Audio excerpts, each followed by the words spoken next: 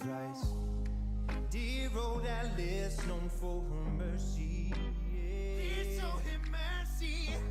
But tonight she feels bloodthirsty. Whoa, whoa. They said she killed him and spilled his blood. She cleaned it up, no victim went missing. But now he must know you don't fuck with misses. Ronnie, don't you know you had it coming? Messing around with any other woman. Alice had enough, and so she roughed you up. And now your love's forgiven. 20 years have passed me by, taking a stroll into the night. The rumors never seem to die. Alice the killer, people cry. Underneath the pale moonlight, I plant my feet where cabin lies. The cabins know me for some time. I step inside and with no surprise. Out in these woods, I feel like a loner. Despite the man who's chained in the corner. She restrained him, I chained him up, that man ain't good. decaying. Start praying. Your time is done and it's the judge. You're swinging. You're swinging. Ronnie, don't you know you had it coming? Messing around with any other woman. Alice had enough, and so she roughed you up. And now your love's forgiven. That yes to credit from Capital One gave me a sense of security. Ew, like, ads. Fuck. Sorry. I'm here. 1 minute. Well, let me turn my camera on. Oh, but I like this song. We'll listen to this one too. Hi! Did you all miss me? Hang on, let me turn this down in my headphones.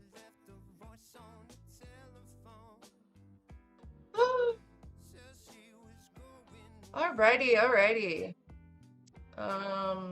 Okay, Steven Rodriguez, I fucking love you, man. Your voice is like sex in the ears, but I have things to get to. Howdy. How are we? Did you miss me? Did everybody think that I was gone for good? Were some of you celebrating that I may be gone for good? Surprise! Back. New teeth, same bitch. I am everybody's problem. I'm in a mood. I've had some thoughts over the last couple of weeks that I've been gone because I've been busy with real life, and I'm very excited to get to them because a lot of people have been running their mouth, so to speak. Well, no, just completely running their fucking bitch weasel mouths about me, and I've noticed. So yeah. I'm bored, I'm in a mood, I got some time, and I've got new fucking teeth, so I have a whole new fucking attitude. No, I'm joking, the attitude's the same. Still ready to unleash it. Where's my chat? Oh, my chat! I don't have my chat up, I can't even see what you guys are saying. Oh, my hair, thank you. I dyed it purple. Oh, fuck, I don't know how, because I've been like staring at this picture, but I was setting up my OBS for a while now. I just realized that my hair matches my avatars now, which is really funny. I'd been bouncing between blue and pink fake dreads, so I had the purple done because it matched both the blue and the the pink and the blue with a better than that god awful fucking yellow did. All right, who do we got here? Brandon Cresswell, hello, Windy Bro, what's going on? Hello, Katie Vomit, Luke Skyrunner. We got, who's that? Fucking, my light is right under my chat. So move to chat, Courtney. Sorry. Like I said, same attitude, same bitch. New hair, new teeth. Hair's always new. Engage with your audience. What? Oh no, I don't want to do a members only live stream. That sucks. Who else do we get?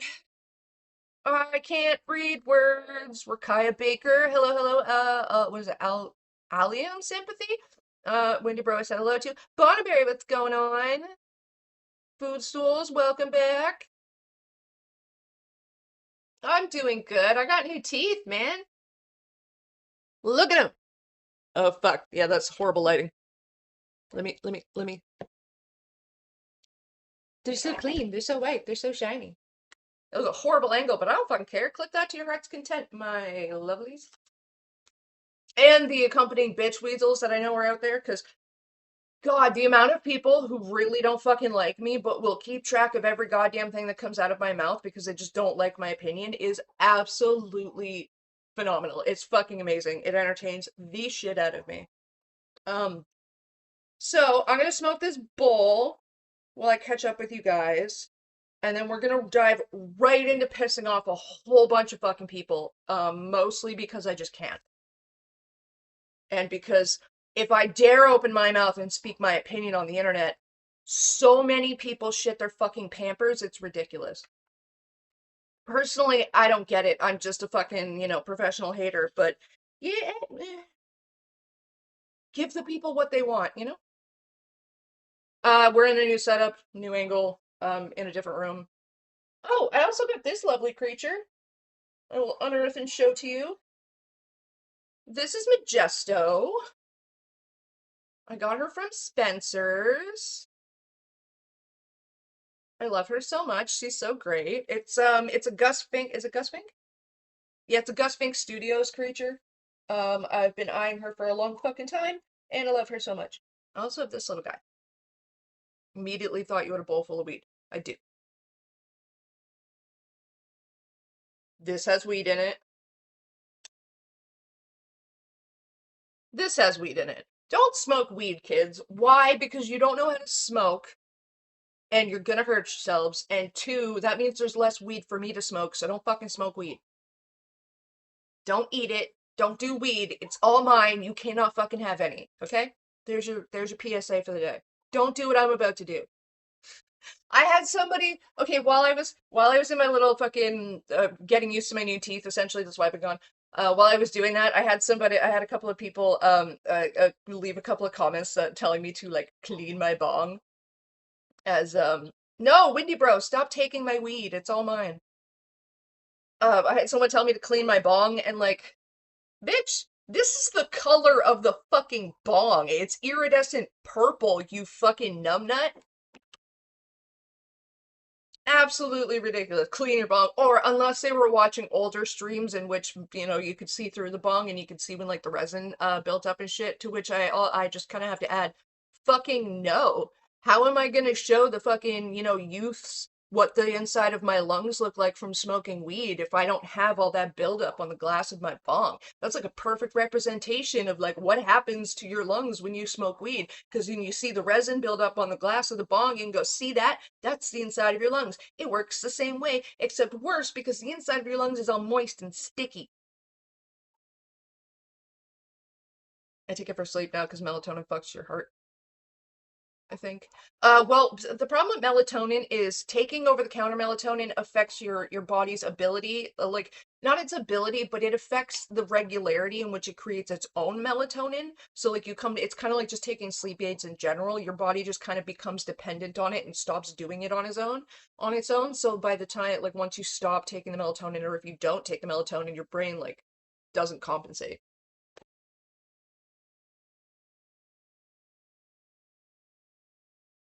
They gave me the antipsychotics that knock out a horse to help me sleep, and also with my BPD. So I don't know who also. Hey, let me smoke this bowl.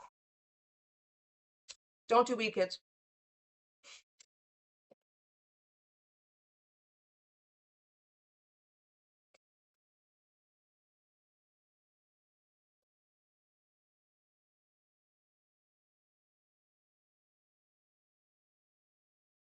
Hello, Iron Boneman. Hello, Ryu Spirit.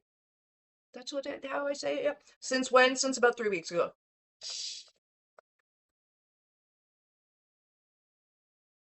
But sorry, 5 weeks ago. Since about 5 weeks ago. So I get resin on my fucking sides of my mouth because my weed's good. My friend's been helping me with drug stuff. She's cool. Arguably, weed's not a real drug. Yes, it is legally classified as a drug because it is a substance that alters your state of consciousness and how your brain functions, but like the coffee in my cup is also a drug. The nicotine in this cigarette is also a drug. Alcohol is also a drug, right? Like, so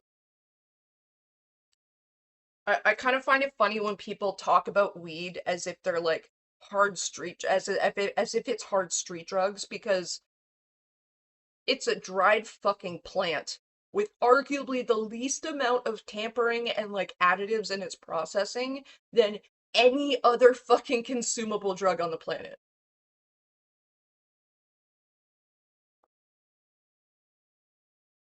I didn't know what Bonneberry, do you mean you didn't know what heroin was? Or how do you know what heroin was until they told us?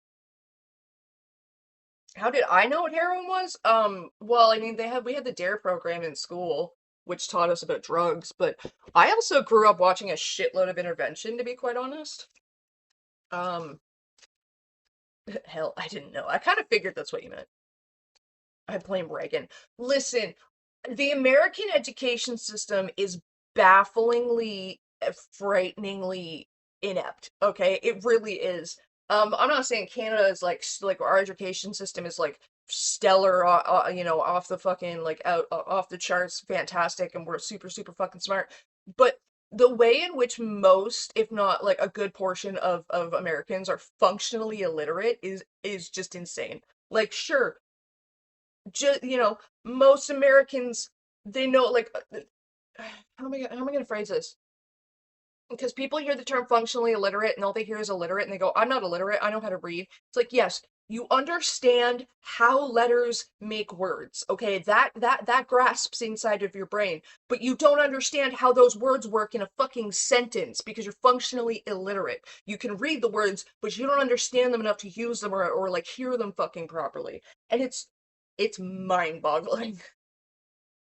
Like I hear some things from like Americans, but like and my just my initial thought is like, what do you mean you didn't know that until now? What do you mean you don't understand? How are you using this word in a sentence if you don't even understand what it means and you do it with your whole chest and so confidently? It's just ridiculous. Look it up. Average education, sixth grade. The DARE program was a scam. Oh no, the DARE program was like it was ineffective. Do not get me wrong. I'm not sitting here saying the DARE program is what turned me off drugs. Guys, I've done drugs. I'm not anti-drug. I'm really not. Like if I want to put a substance in my fucking body, I'm gonna put a substance in my fucking body and the government's not really gonna stop me. Um and I took the DARE program and I actually failed the DARE program. I was one of like the few people at the time that it was going around in my school um that like technically failed the DARE program because I completely refused to take their little pledge.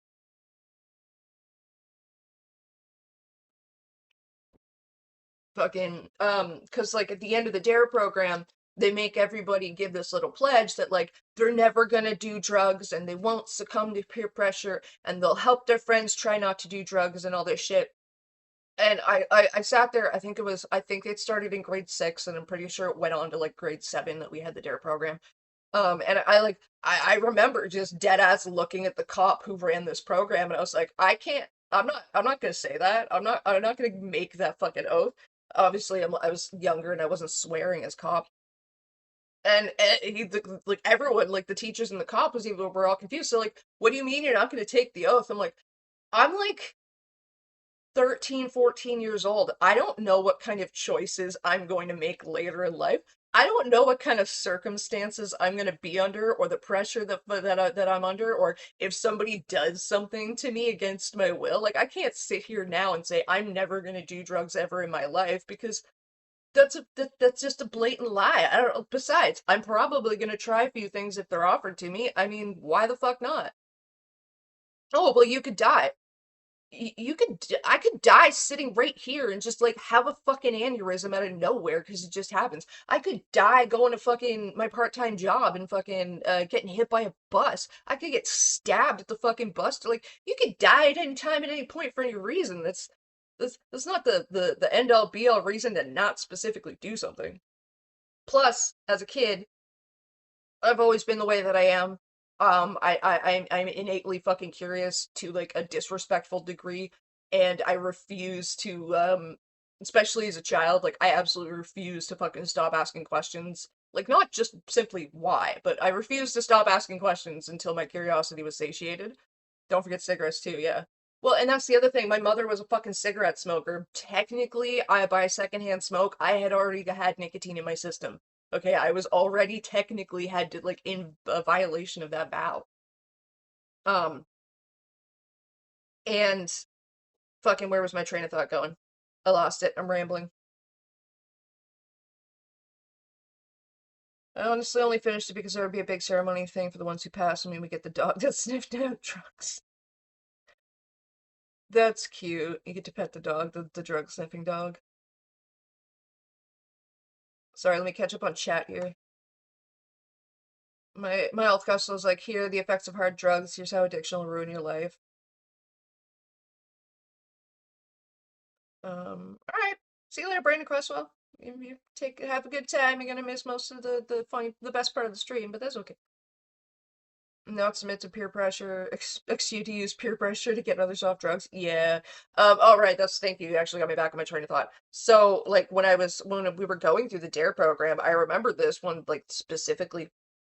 They were talking about drugs. They were talking about the different kinds of drugs and classifications and what went into where and why. And I remember they were talking about weed specifically, and the cop like who was running this program. Now the cop didn't make this program. Dude was just doing his fucking job. And looking back, I feel bad, but bad for him because he was probably so fucking tired of this stupid shit. And then there's my like insistent ass fucking asking questions after question after question. So he's running through this slideshow, and it says that he starts telling us that like cigarettes have so many fucking chemicals in it, right? There's some of the same chemicals that are in like the components that make up jet fuel and rat poison, which is like a really strange way of wording things because like if you actually look into it, there's shit that goes into our food that also goes into certain components that make up jet fuel. So like there's really ambiguous wording for scare tactics.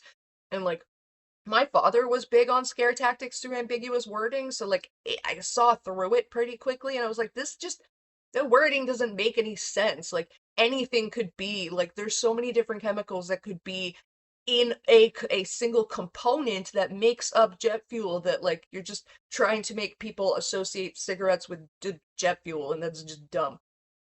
So there was that I would get stuck on. And then there was the direct statement of marijuana has twice the amount of chemicals in it that cigarettes do. So if cigarettes have like somewhere around 2,000 different chemicals in it, then weed has like 4,000 different chemicals in it. And immediately I'm like, that also makes zero fucking sense, okay? Because half of the shit that is in cigarettes as it's produced by the government, which is a whole lot of shit, by the way, like including like ammonia and like preservatives and like speed aging, agents to fucking age it faster. And like half of that shit is regulated. The government very heavily regulates the production of tobacco. Like you can't grow your own tobacco plant and sell it or smoke it, just like you couldn't grow your own weed plant. And it was really fucking confusing. And I'm like, if cigarettes are regulated by the government, therefore they know what's going in it, they can control what's going in it, they can approve what's going in it, and they can test what's going in it. How the hell do they know in comparison what's in the average fucking amount of weed, even consistently enough to say something like this when it's not regulated, produced by the government, or really they're able to track it to the point of like it's still a rampant problem as like a drug problem?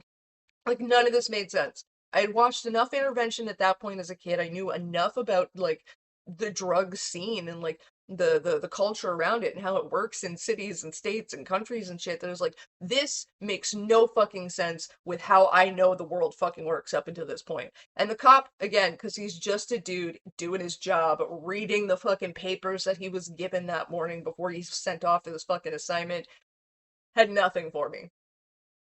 absolutely nothing for me. Like the logic was like, and he probably had no real desire to get into it with a fucking child again, not that I blame him, but he had nothing. It was just, I even remember the look on his face was just like, I hate my job and I just want to get on with this fucking day.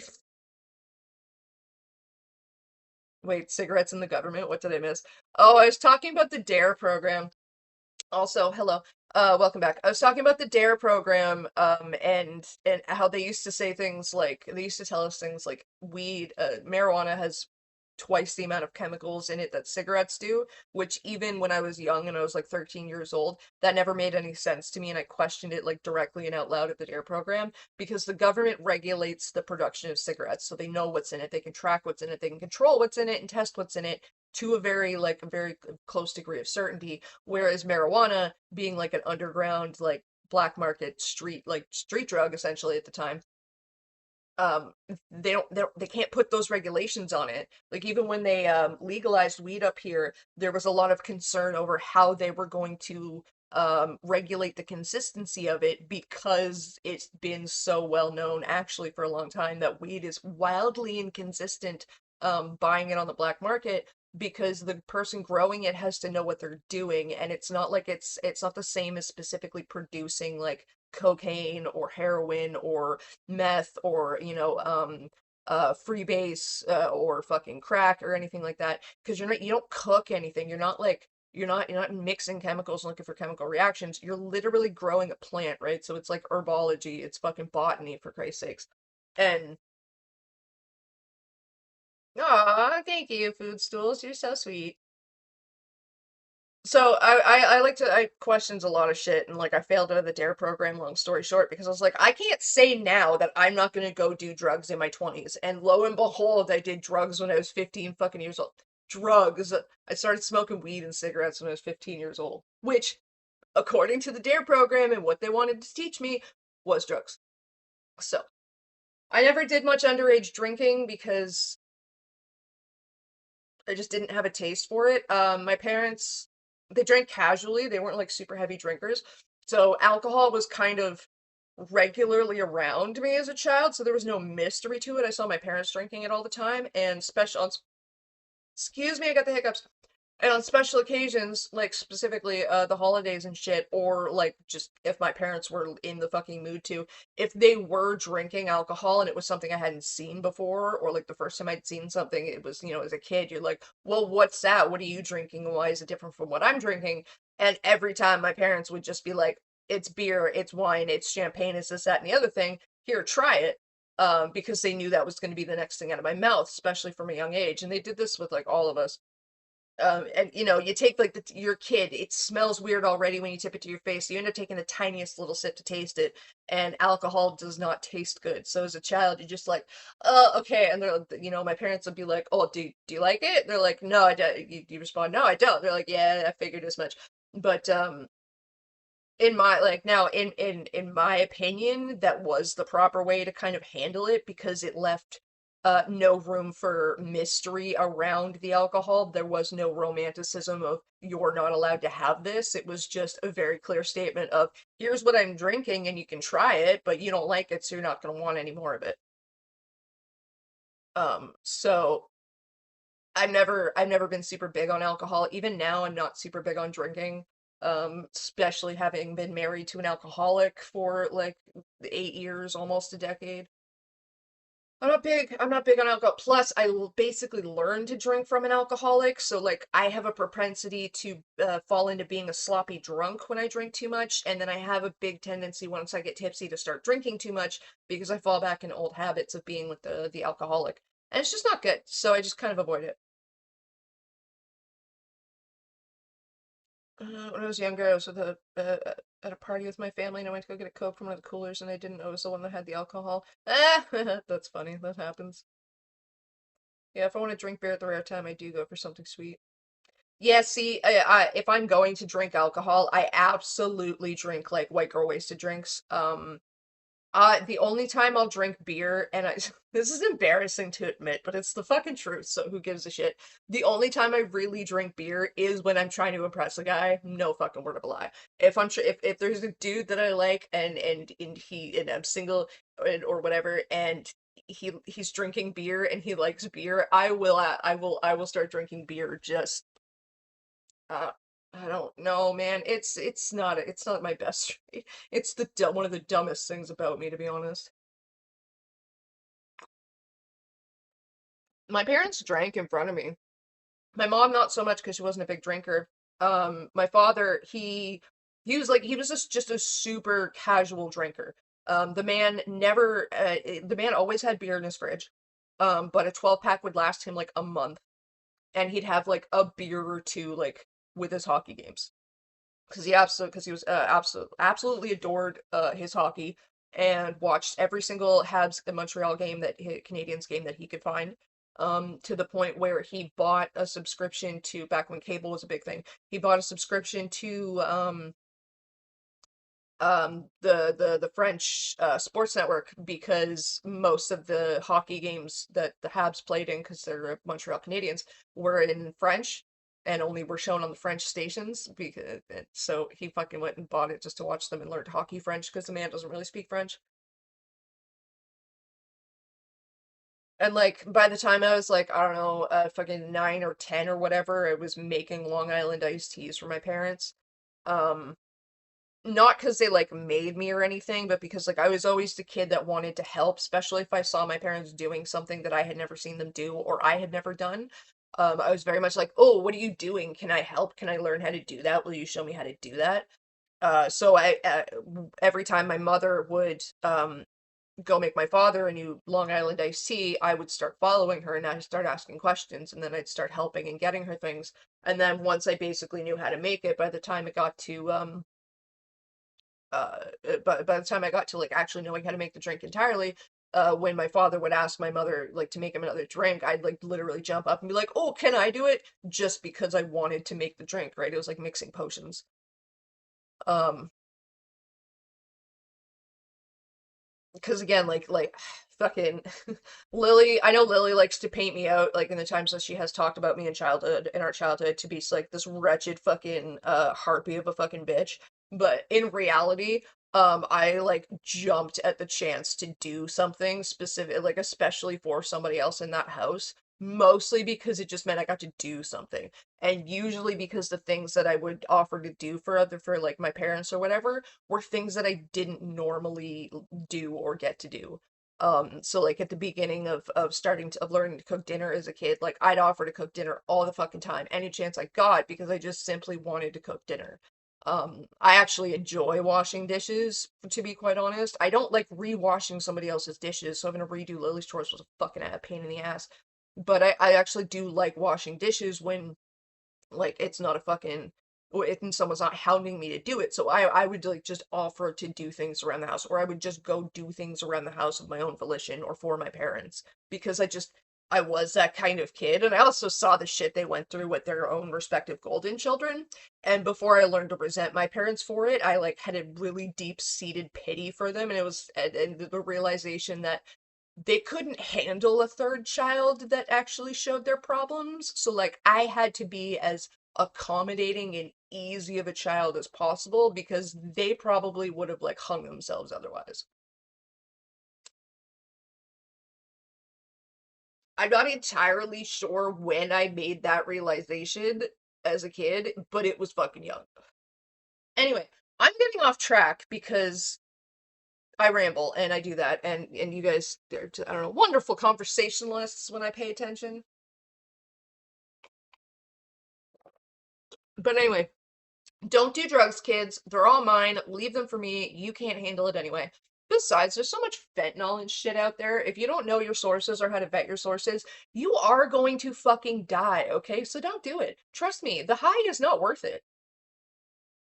I'm not anti-drug. I have enjoyed my fucking time doing shit that I wanted to do and had a hell of a time doing it.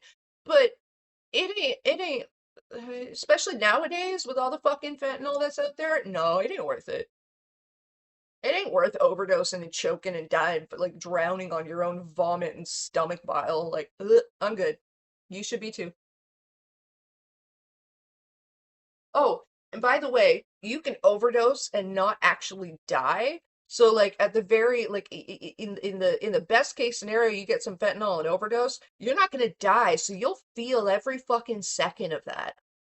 And every second of the fucking recovery. Hell yeah, clean it. Okay.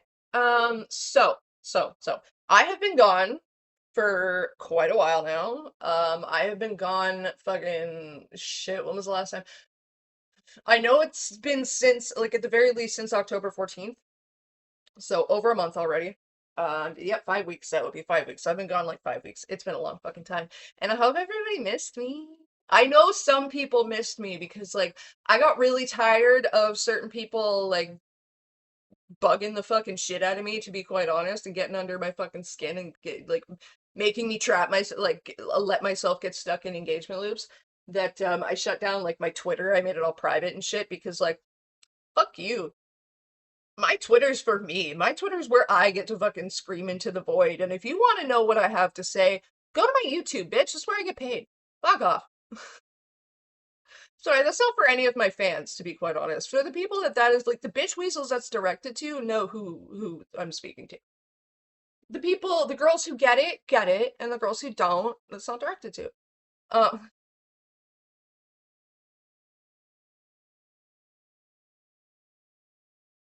but to be honest, Natalie, I was not sure if like you had changed that on purpose and like wanted.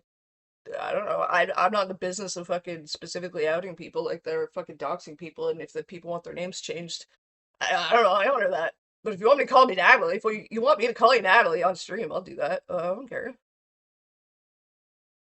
Um, fentanyl. Anyway, enough drug talk. So, yeah, I locked down my fucking Twitter because, like, fuck you. Go to my fucking YouTube and pay me, bitch. Give me views, give me interaction, give me money, money, money, money, money, money.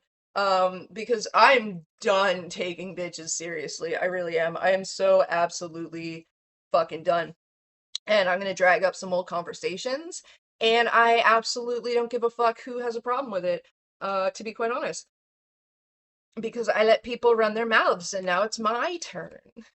Um, I don't want to go with this. Fuck it, we do it raw. Y'all remember the Saberspark situation? Z is the Discord down? No, the Discord's just 18 only. 18 up. Sorry, 18 plus. I I got just no offense to my under 18 viewers, but it's just it's not worth the hassle, and I don't have anything to really offer in terms of a space where under 18s need to be. Not that anything like specifically like I don't let NSFW shit happen in my server, not even in the 18 plus spaces. Um yeah, we'll make jokes about fictional characters when someone's like, I don't really understand somebody who like falls in love with a fictional character, and then a bunch of us in the 18 plus chat are just like, oh God, would, or they'll start to hear me out cake fucking conversation, to be quite honest. But you know, it stays ambiguous because I just don't fucking I'm not here to foster a space where people are like erotic role playing or speaking sexually with each other because like I got no interest in that. I got places and people to go see if I want to engage in that sort of shit. I don't know. And like to be quite honest, I wouldn't do that kind of shit around anyone who's under 25 anyway.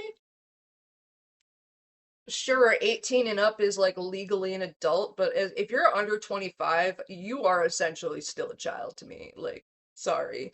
You and sex should not be anywhere in the same conversation as far as I'm concerned.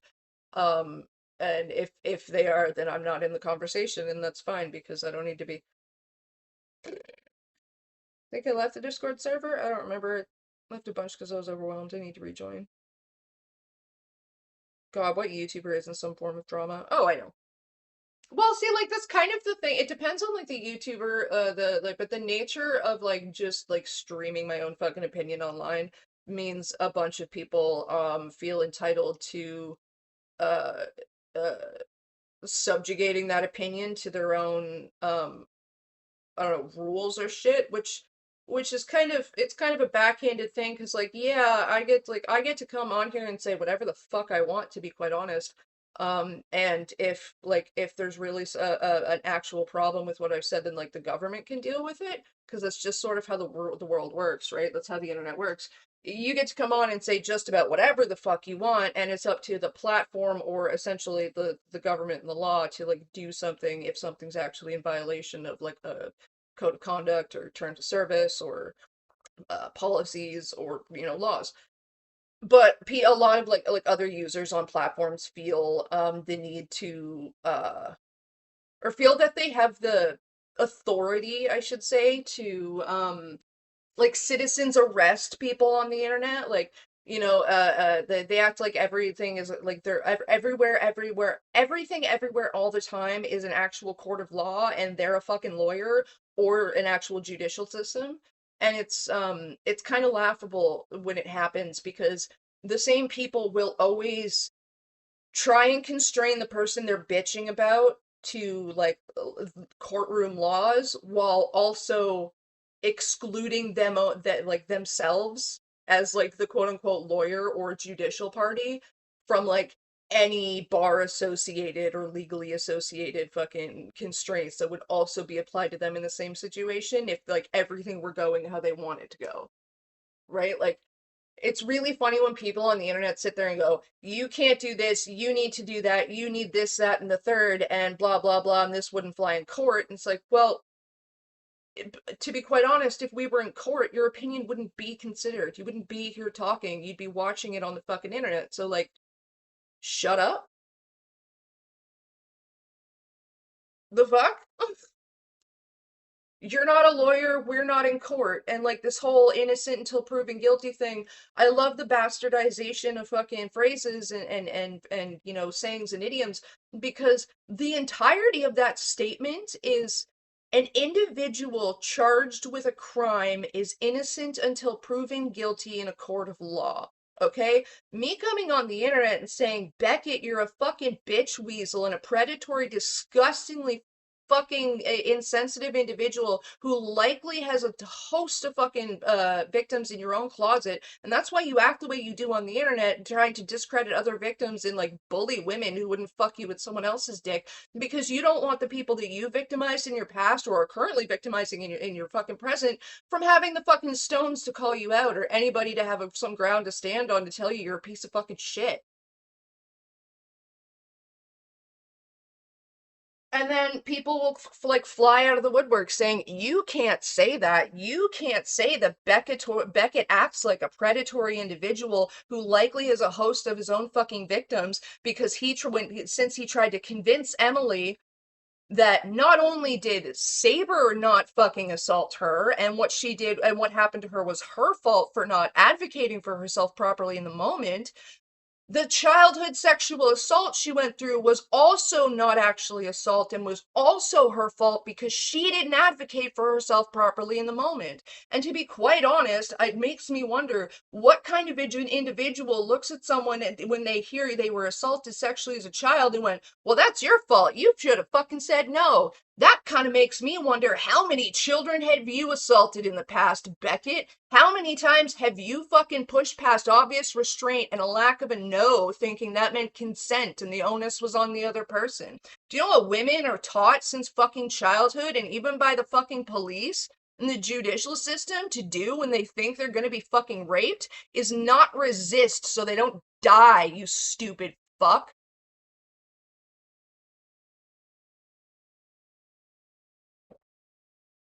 But your bitch weasel ass is so terrified at the prospect of actually being face to face with a woman in person that you spend all of your time on the internet bullying women that you think you have a one up on because it makes your little tiny dick hard. Like, truly a testament to the 9 months your mother wasted creating your pathetic existence with the womb she so clearly does not deserve. And you sit on your little high horse and bitch and moan and cry and whine about false rape accusations ruining men's lives because you're terrified of the actions you have forced other people through of your own accord, ruining your own. That's why you cuddle up to fucking rapists and pedophiles and child predators, you absolute buffoon. And then bitch and moan and shit your pampers when I have the audacity to stop speaking about you, to you, or at you. Because, like I've told you in the past, if I wanted to speak to rapist defenders and people who protect pedophiles, I'd go back to my fucking family, you goof.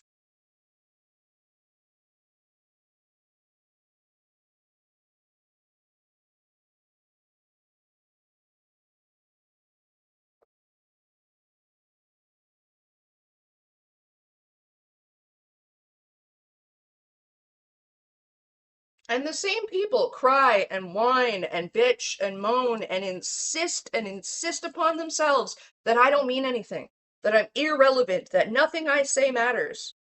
And if that's the case, why are so many of your pathetic little cronies trying to keep tabs on me for you, Beckett? Why are you keeping tabs on me yourself by being literally subscribed to my channel and getting a fucking gift subscription? Because you're too fucking stupid in your obsession over women who would not fucking touch you with a 10-foot pole that you can't even turn off your gift subs.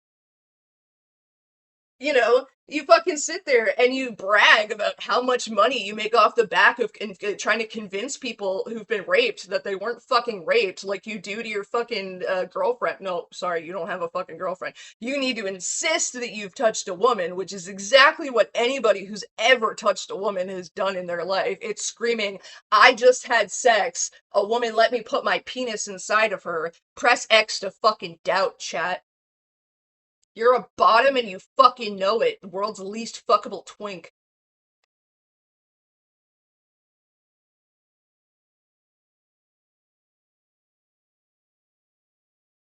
Spending so much of your time concerned about my opinion and what comes out of my mouth because you really, really want to stick your dick in it.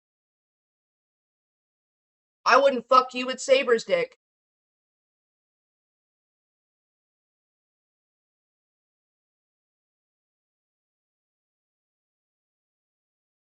It's like a side channel, but it's not his main. It really doesn't matter. Stupidity fucking, like, transcends channels with that one. Don't resist. That's fuck. I say make a scene. No, literally, that's what girls and women are taught. It's as a measure of self-protection. Because if you resist, you are more likely to get beaten and fucking murdered and raped anyway than if you just let the rape happen and live to go report it. Because, yeah, that's what fucking happens when women try to resist rape. They usually get the shit beaten out of them. They usually get raped unconscious, they usually get beaten unconscious and then fucking raped anyway, because the dude that's raping them, or the person that's raping them, it's not even, this isn't even, sequestered to women being raped by men. This is just how rape works. Because the people doing the raping don't give a fuck if you're participating. They don't give a shit about the actual sex. That's not the point. It's the fucking power. It's the domination. It's that they get to do what they want, regardless of if you want to participate or not.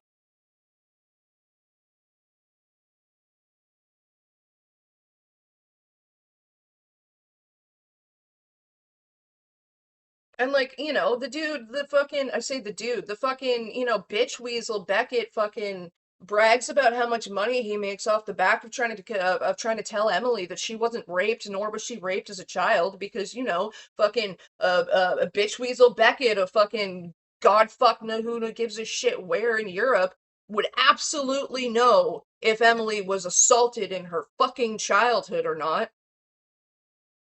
Beckett, you literally sound like Lily when she basically admits to fucking doing shit to me by saying nothing bad ever happened to me ever. Methinks the lady doth protest too much, and the lady is you, Beckett, 'cause again, fucking bottom. And yeah, it's easy to make money on the internet if you're gonna fucking have no morals, no soul, and you're fucking willing to fucking assault people like you likely are. And I don't mean physically, I do mean sexually. You don't have the stones to hit somebody you don't consider weaker than you. That's why people say it's hard to make an honest fucking living, because people who have any sort of sense of self-conscious or fucking self-worth can't bring themselves to do the kind of shit that you do. But you do, because you don't give a fuck, because you know that you're alone, you know that you're gonna die alone, you know that nobody has ever given a shit about you since the moment you slipped out of your mother's wretched cunt, and you need to buy things to fill the void that, like, anyone giving a shit about you would actually fill. You need to make money and wave it in other people's faces going, I don't need love, I don't need attention, I don't need anything but money, because mommy didn't breastfeed you enough as a child. And you have a face that not even she could love. So disrespectfully, go choke on Saber's dick until you suffocate and die, you waste of 9 fucking months and an orgasm.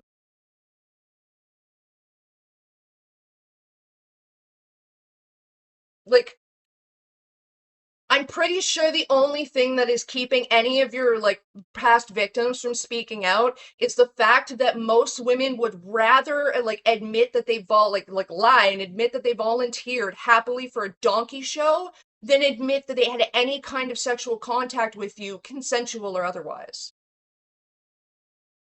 Like, your very existence is the kind of mistake that people dive into alcoholism to forget happened.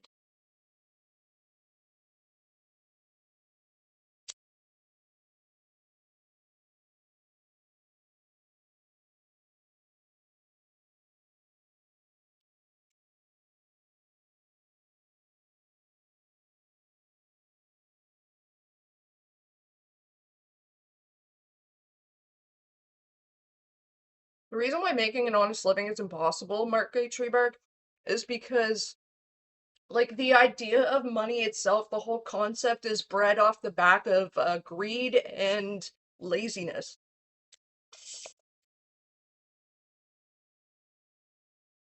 Short-sighted stupidity in the pursuit of men's glory.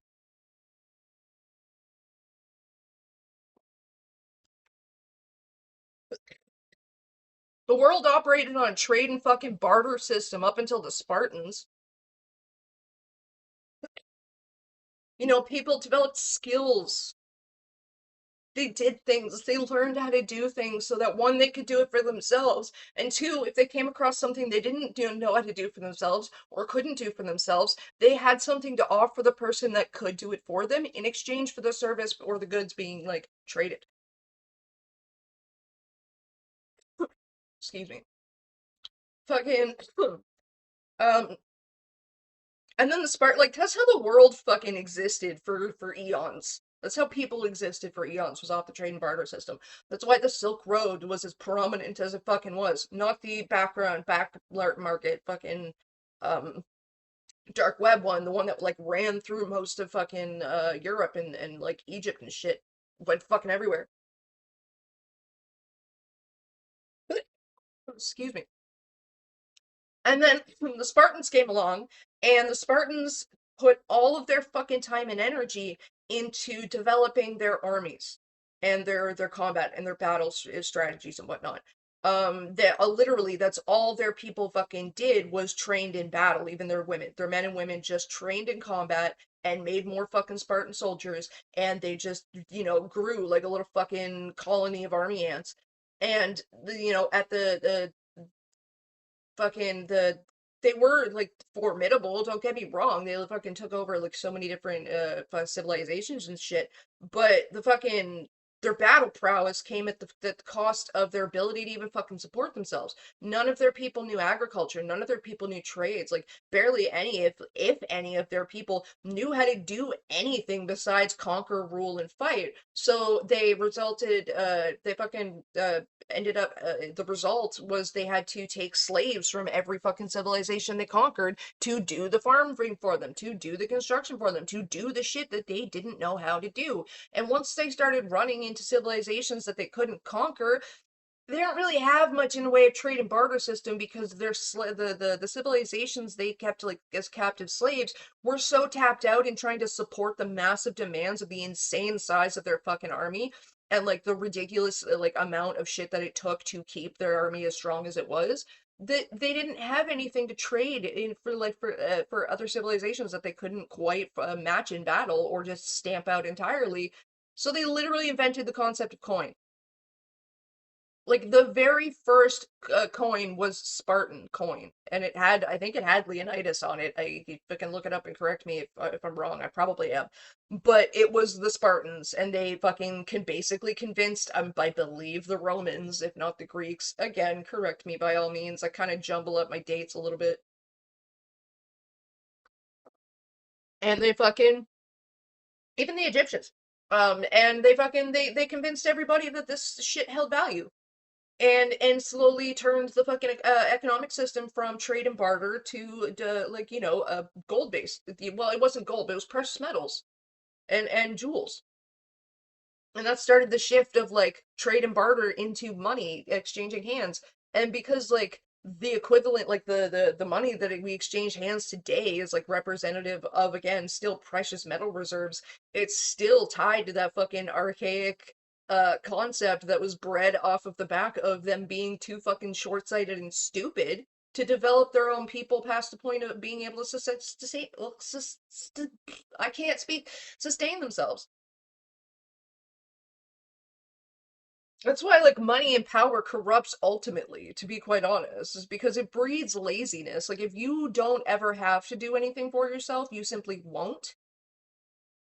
And then the authority, the projected authority that breeds, not ever having to do anything for yourself, not ever having anybody chide you or correct you or stand up to you, then like you devolve into the very worst kind of fucking person you could be, you had the potential to be, because there's nothing correcting you. People care so fucking little about what others, and they're willing to fucking defend pedos and rapists. This is our fucking world, oh my god. Well, no, see, the thing is, people defend the actions that they're willing to do themselves. That's the thing. It's just, that is simply what it boils down to, is people defend the actions that they themselves are willing to do, because they've already justified it to themselves in their own mind. They already feel justified in doing it. So yeah, Saber saying, no, it was consensual because there's text being defended by it, like, it is something Beckett defends, because Beckett has probably said, no, I didn't rape you because we texted, and we texted after. You didn't, like, push me away and scream and yell and try to bite my dick off and tell the whole world immediately after it happened, while you were still, like, fucking naked and trembling from the fucking abuse your body just went through, that, Beckett, insert legal fucking name here, raped me from the rooftops. Like, this is literally what these people think happened, because they're so fucking predatory, they're so fucking disgusting in their own wants, desires, and nature, that they put people in that position and convince them that, no, you weren't raped because it wasn't violent enough. Well, guess what, old buddy, old pal? People said the same thing to me about Lily raping me in my sleep, that it must not have been actual rape because I didn't fucking wake up. Sorry, rape doesn't need to be someone beating the fuck out of you until you're unconscious and then fucking you like a dead log for it to be rape. But Beckett doesn't want to admit that, and the people like Beckett and fucking everyone who supports Saber and fucking Gabe for the shit that they do don't want to admit that, because that means they would have to fucking admit that they've raped people.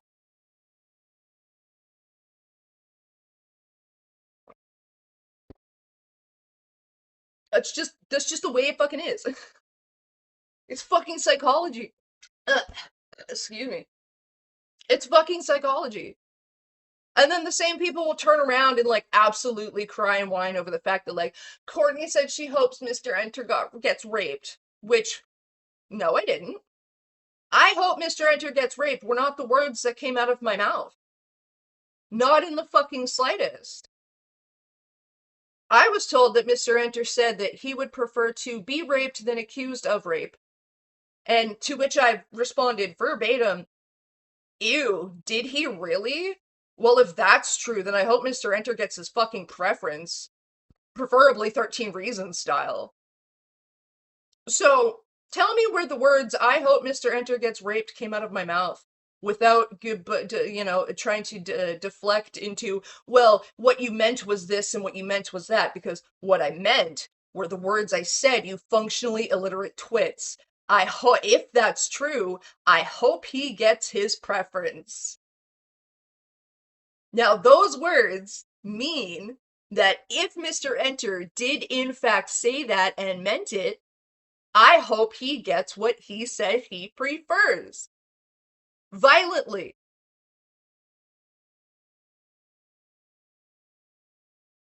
Also, technically with a broom handle and not somebody else's dick. If anything, that's being kind. You're not risking STDs at that point. You want to talk about context and implications of what my words mean?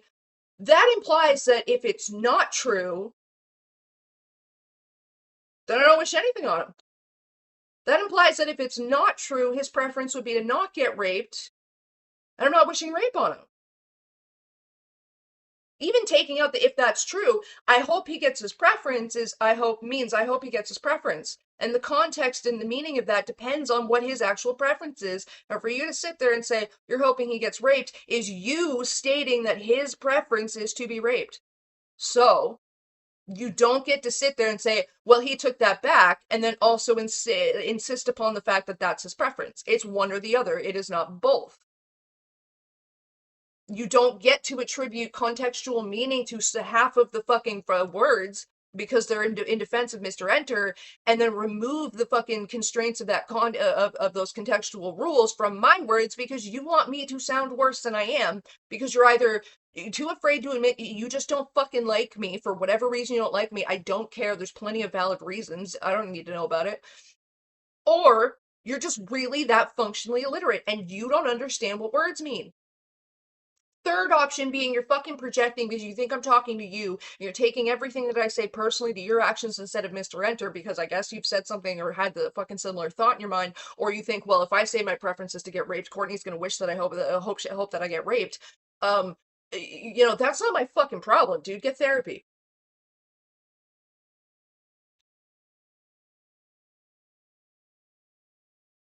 He's so delusional about everything. He's such a loser. Honestly, it's sad. It'd be sadder. It would be sad if it weren't for the underlying implication that he's fucking abused people.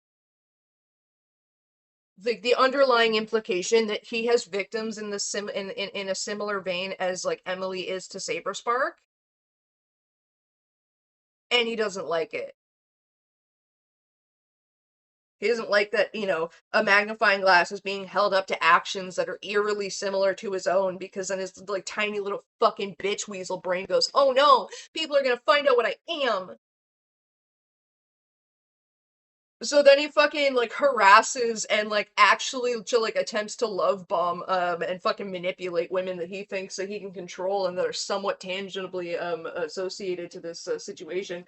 And, like, again, insist that I'm so irrelevant, but at the same time, him and his little fucking cronies have this running narrative that I have, like, masterminded my way into control of, like, I Live Kim Possible, Lots channel, and that I'm running everything behind the scenes, and that I've, like, manipulated her into saying what I want when I want, and it's, like, kind of baffles me, because when the fuck have I been too scared to do my own shit on my own channel? What the fuck would I need KP's channel for? I haven't spoken to her in fucking months. You think I'm manipulating her goddamn channel?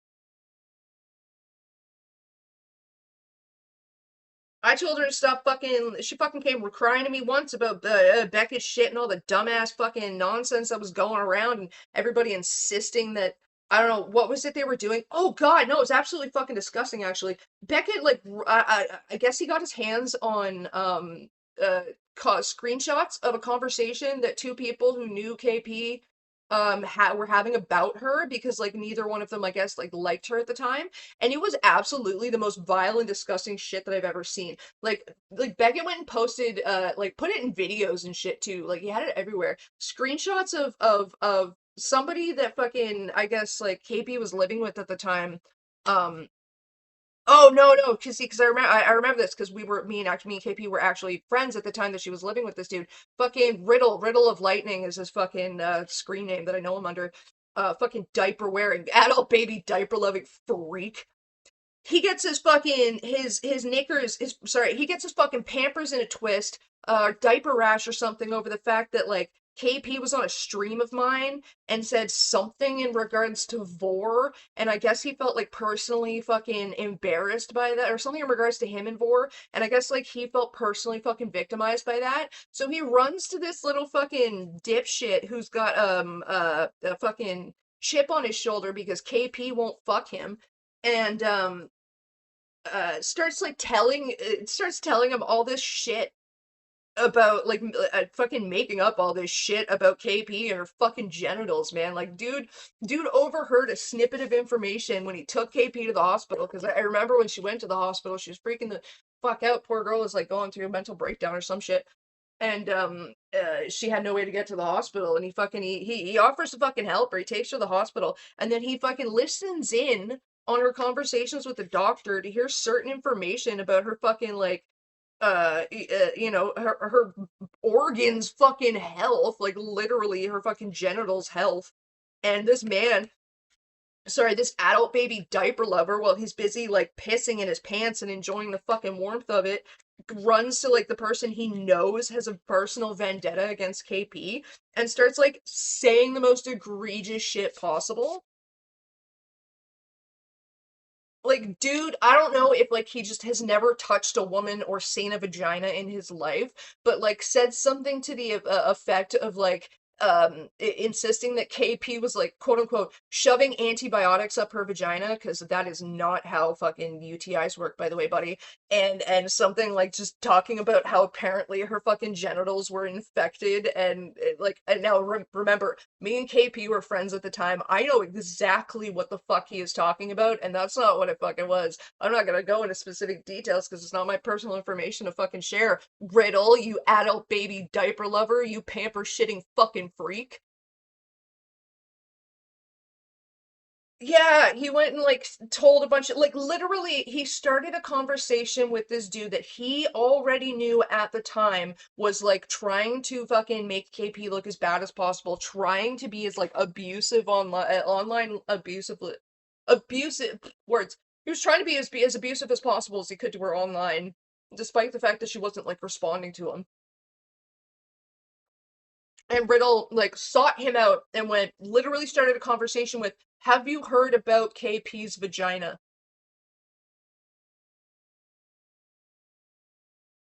Like, who does that? Like, you absolute fucking freak. You invite somebody to stay at your place, sorry, your parents' spare house that you get to live in fully fucking, like, with a free full fucking ride and play World of Warcraft all day on your fucking ass because apparently you're too autistic to get a fucking job. You invite her to stay at your place, you tell her you're a friend, you act like you're gonna help her and support her, and then the second you feel slighted by her, you're gonna run to the person that hates her the most in the moment, and you're gonna just start spreading rumors about her fucking genitals. That's what you do when you're angry, bud. You go talk about a woman's genitals. The fuck is wrong with you? Did like you offer for her to wear the diaper and she turned you down or something?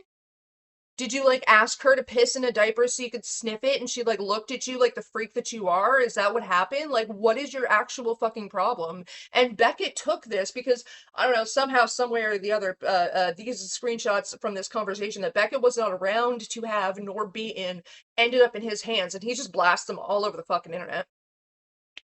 You know, don't ever talk about the fact that a man may have possibly fucking assaulted you because he didn't have your consent, but in the same hand, let me go and talk about a woman's fucking vagina derogatorily, and because I have a chip on my shoulder over the fact that she doesn't agree with the things that I think. You absolute troglodyte.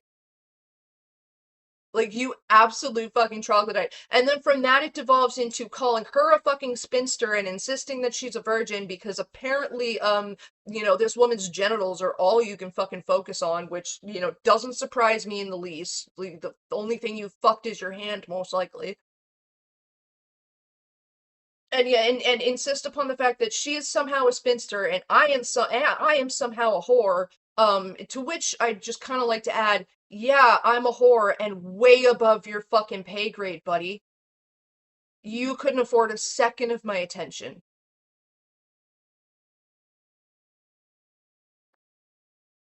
I wouldn't spit on you for less than $1,000. Besides, I'm not a whore. Whores get paid, I fuck for free, and I still wouldn't look twice at you. Maybe in a fucking police lineup. It's the only fucking place you belong is under the goddamn jail with your little rapist and pedophile buddies.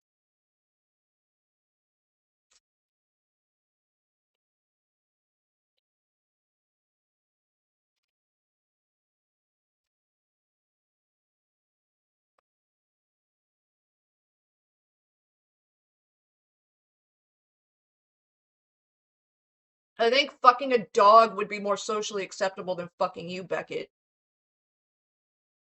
And that's coming from a whore.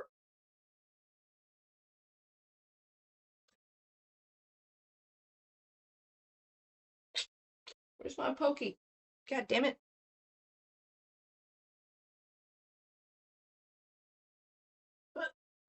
And, ever since I privated my Twitter, he's been fucking. Oh God, the amount of streams this fucking obsessed piece of shit has made about me in videos.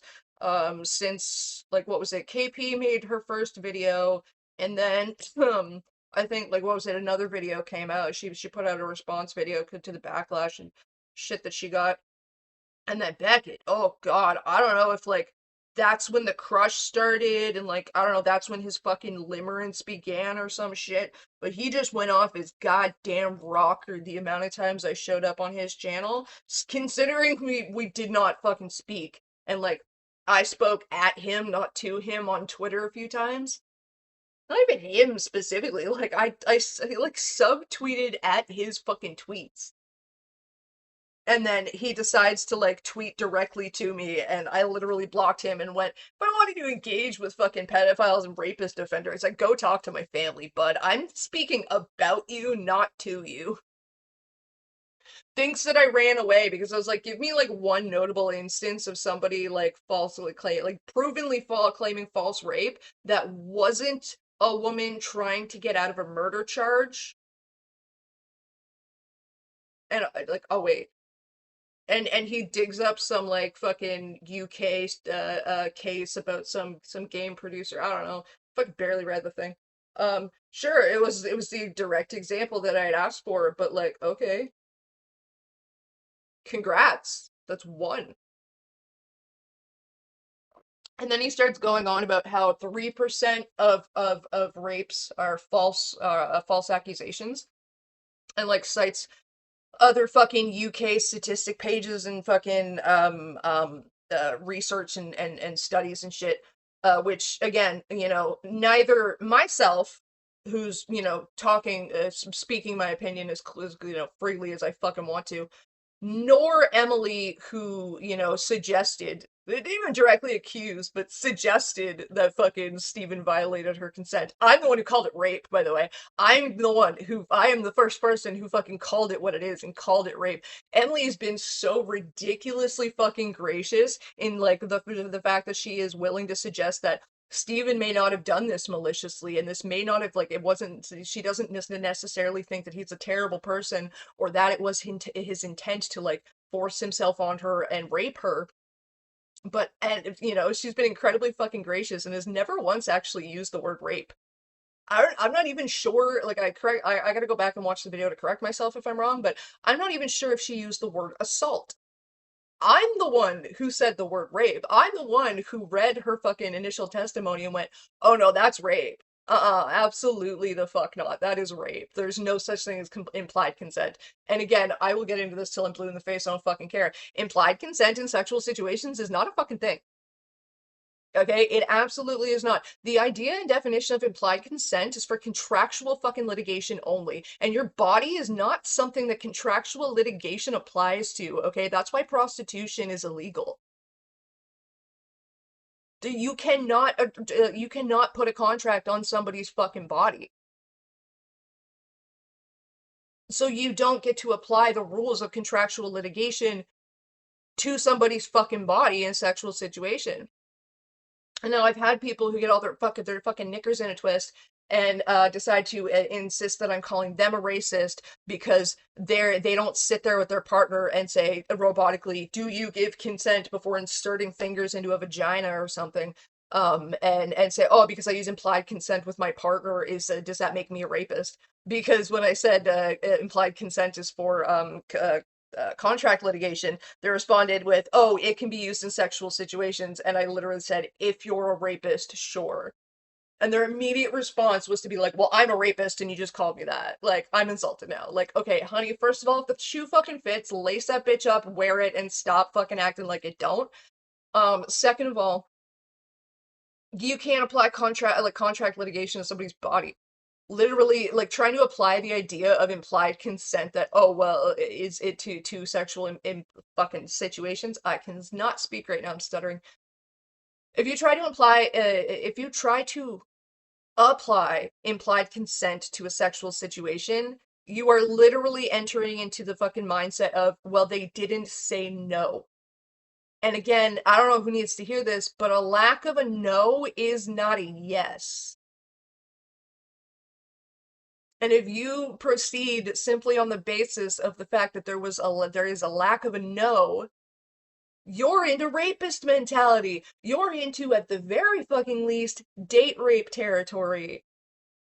You're at the point where you're forcing yourself on someone and choosing to not read the social cues that are going on, okay? Because when you and your partner are in a bed together and there is like equal reciprocation on both ends and enthusiastic reciprocation of things, that's not implied consent. Enthusiastic reciprocation is part of the Fry's model. It is part of consent. That is consenting without saying the words robotically and killing the mood. Do you consent to sex? I consent to sex.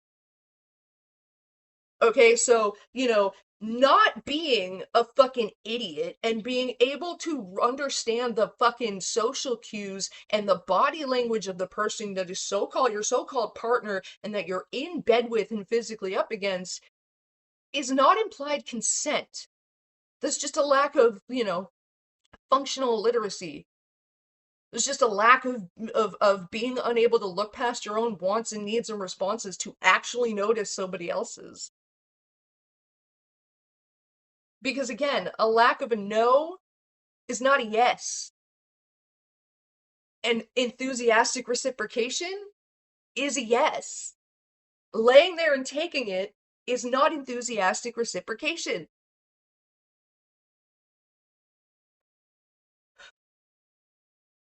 Sorry, let me catch up with chat here.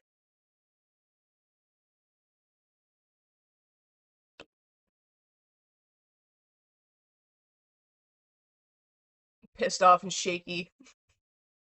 It's the adrenaline! 3% meaning it's rare. Oh, actually, thank you, Windy Bro. Thank you for getting me back on track. So back to the 3% thing. Beckett had fucking tried to cite on Twitter that like 3% of rapes are false reports, and like not only was that UK based, so it doesn't apply to me or really Emily or Saberspark technically, but ignoring that because that's not really my point. 3% being false is, first of all, we're talking about reported rape cases, okay? That means it's gone through a legal enough process that it is on the books and able to affect statistics. And it is like widely known and easily sourced that most rapes are not fully or properly reported if they are reported at all. There are plenty of times, more than 3% of the fucking time, where people, not even just women, because again, it's not just women that get raped and it's not just men that do the raping. When people go to report rapes, especially men, actually, and they're laughed out of the fucking cop shop. Or their words are heard, but no report is made and nothing is officially filed, which means that does not affect statistics, okay? That, false allegations, all like in terms of that statistic are against reported rapes that have more than likely gone to trial. If not, charges were dropped or rescinded. We'll say not even dropped, or like rescinded. So already you want to play the game of statistics, already knowing that a jury is more likely to side with the defendant over the accuser in a rape trial. That's why lawyers hesitate to bring rapes to trial, because the jury usually sides with the fucking rapist. There's a statistical fucking discrepancy there in the fact that once it's gone to trial, it's almost certain to be considered, the person who's accused of rape is almost certainly considered, almost certainly going to be considered not guilty, which means that's rape, or that charge, that rape, is going to go under the statistic of false rape. All right, so we've already like tinied down our fucking margins here by talking about the actually properly reported and more than likely gone to trial fucking rapes, because unlike Beckett and a lot of these people who want to sharp their fucking mouths away about law, I actually know a lot of about how the law works, because it's interested me greatly since I was about 16 years old. Fucking, where was I? So yeah, we've already narrowed down the fucking pool of numbers we're talking about by adding the caveat that it's reported and more than properly reported, fully reported, and likely gone to trial. If it hasn't gone to trial, it's because the charges were rescinded, which means somebody literally said, no, I lied. And then that gets written down. Which doesn't mean the person was proven fucking innocent. That wasn't proven as a fucking lie. The person who reported, so the victim, the person who was raped, turned around after a certain amount of time and took it back for whatever reason that they did. Now, again, it's easily cited and easily sourced and easily fucking understandable and widely fucking known that, yeah, over the process, the messy fucking process of bringing this shit to trial in court and waiting for the cops to have enough to even arrest somebody, rapists tend to like victimize their rape victim even further by tormenting the shit out of them in an attempt to get them to do exactly that, to take it back, to say they lied and protect their fucking rapist. And they do, in more often than not, in hopes that they don't get raped again. And guess what? They usually also end up getting raped again. Okay? So we've already narrowed down that, so that already narrows down that false rape to not really being false when you actually look at it. Not provably false. Just on the surface, when you want to use it as a defense for your rapist buddies, you can say it's false. Okay, so we've got tiny fucking numbers, and we've got uncertain fucking statistics here. Not to mention, the whole thing that ties this together is 3% of them being false means 97% of them are not. That means 97% of reported and gone to trial fucking rape cases are not false. They are serious and legitimate rape accusations, regardless of what happens in the end. And you know what?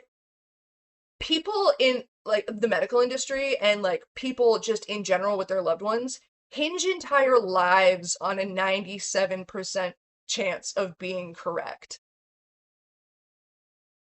So I have no problem whatsoever hinging all of my belief on that 97% to mean that Emily is more than likely telling the truth than she is to be lying.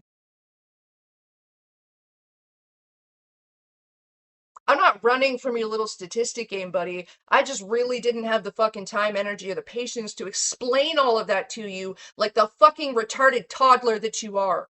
No offense to toddlers with autism.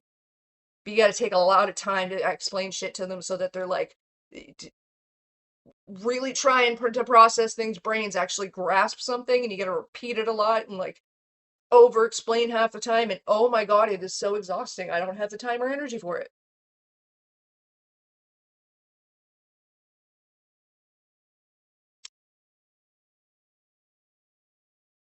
I mean, I dropped out of fucking high school to go be homeless and like take care of myself, and that doesn't mean I'm just stupid. I do stupid shit of my own accord, willingly and openly and happily, and I fucking don't I have no problem standing by it when I fucking do it or calling it stupid when it is. That doesn't mean I have the same functional literacy that most of these fucking people who like to talk about me do.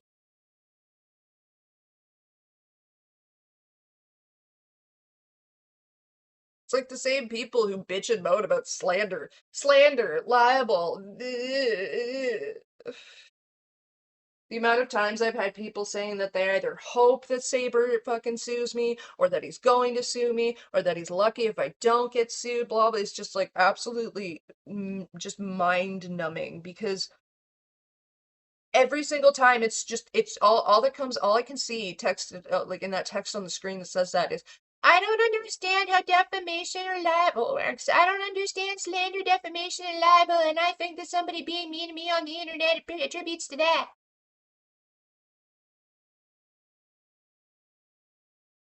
Like there's very, very, very specific constraints for fucking defamation and libel and slander, and like when we're talking about the internet, those and internet personalities and fucking YouTubers, those constraints get even fucking tighter. That's why you don't see YouTubers suing each other all the fucking time. You see them threatening it and talking about it and maybe going to litigation. More often than not, they just rely on sending cease and desist and scare tactics and like big words and legal jargon. But it never goes to fucking trial. You know why it never goes to trial? Because they're all laughed out of a fucking judge's office. They submit their paperwork and the courts respond with, "Are you fucking serious? Grow a pair, you little bitch. It's the internet. Grow up, you children. This is not what the fucking law is for." Just a bunch of bitch babies trying to run to the fucking parental authority that is the law, going, "They said a mean word about me on the internet." Okay, honey, there's fucking years of your own fucking behavior that led to people able to form their own opinion about you. So, like, literally the second you did that, my fucking onus of anything has gone out the fucking window because you can't prove that any damage you have fucking actually received stems back to me and only my words. Which is exactly what you have to do. Like these same people bitch about how the burden of proof is on the accuser. That goes with defamation and slander too, you fucking toddlers. Like seriously, I completely understand the average intelligence or education of a sixth grader because that's the average intelligence of half the people on the fucking internet, especially if they're like in America or any way associated heavily with Americans. Like, god damn.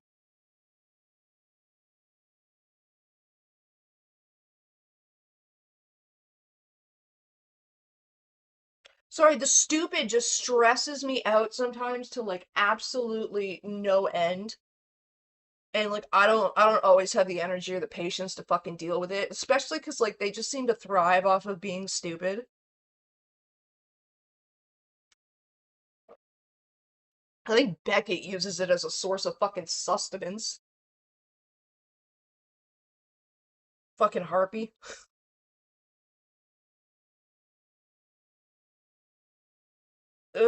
Context, what's going on? Hey, Connor Carlisle, you missed a lot. How long have we been going here? An hour and a half? Hey, Vahela, how are you? Long time no see, you busy, successful fucking woman. Oh, random side tangent off topic. Guess who got her GED? I got my good enough diploma. I finished high school, however the fuck you want to phrase that shit.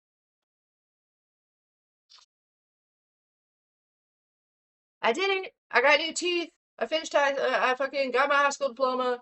I I am still the same bitch, but dear God, my ego is a hell of a lot bigger. Hey, Axel. Thank you. Thank you for the hair. I did it a while ago, to be quite honest. Um, I didn't even bleach it out, really. It was like mostly yellow after the orange had faded. It was yellow and like blonde, and my roots were growing out. But I've been trying to give my hair a break from the bleach. That's why I've been doing the fake dreads. I had to take them out to wash them. And I haven't put them back in yet.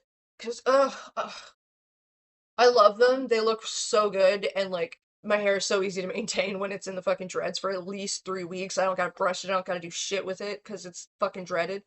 Um, and it's a lot easier than when it's like out and I gotta worry about brushing it.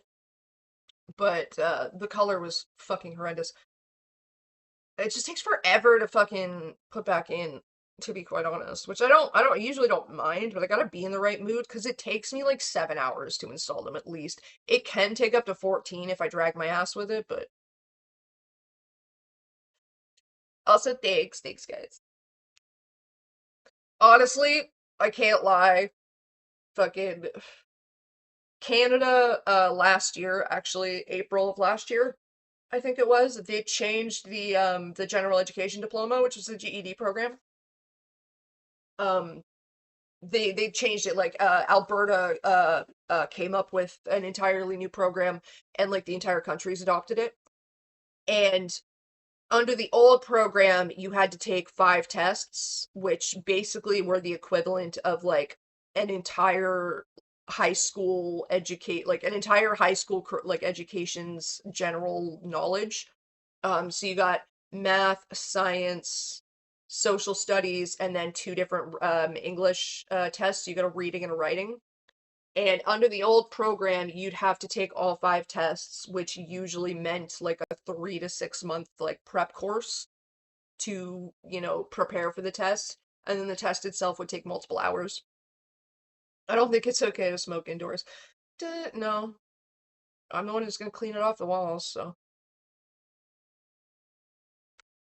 I've made a choice to no longer do vids on your sister because her being terminal and stupid is not worth my sanity. Listen, I got a fucking massive issue with people who like continue to do videos on Lily's like newer shit. Like the people who honestly entertain her distracting from like the actual issues at hand when it comes to who she is by, entertaining her fucking opinion or her newest video or whatever the fuck it's about or whatever her newest fixation to try and distract the masses is. I think that adds to the fucking problem. Like, you're literally giving her the defense. Like, people like that are literally giving her the defense that she fucking needs. Like, it's literally makes it so easy for people to just go, well, nobody obviously cares about what she's actually done because all they ever talk about are her newest videos, and they still keep up on her newest videos, and they still keep up on her opinions, and they still find her opinions worth enough merit to fucking argue.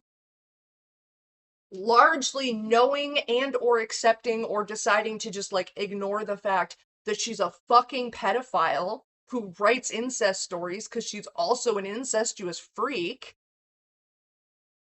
Like,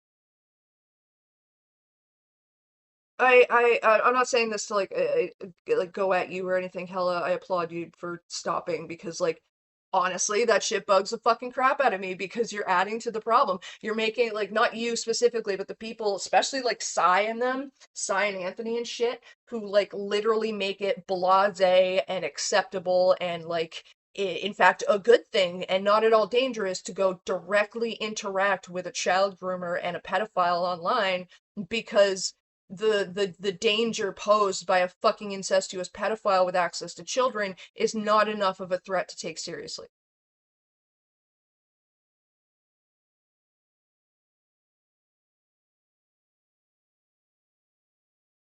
And like literally that action just lets her hide once again behind the fucking shit that she did.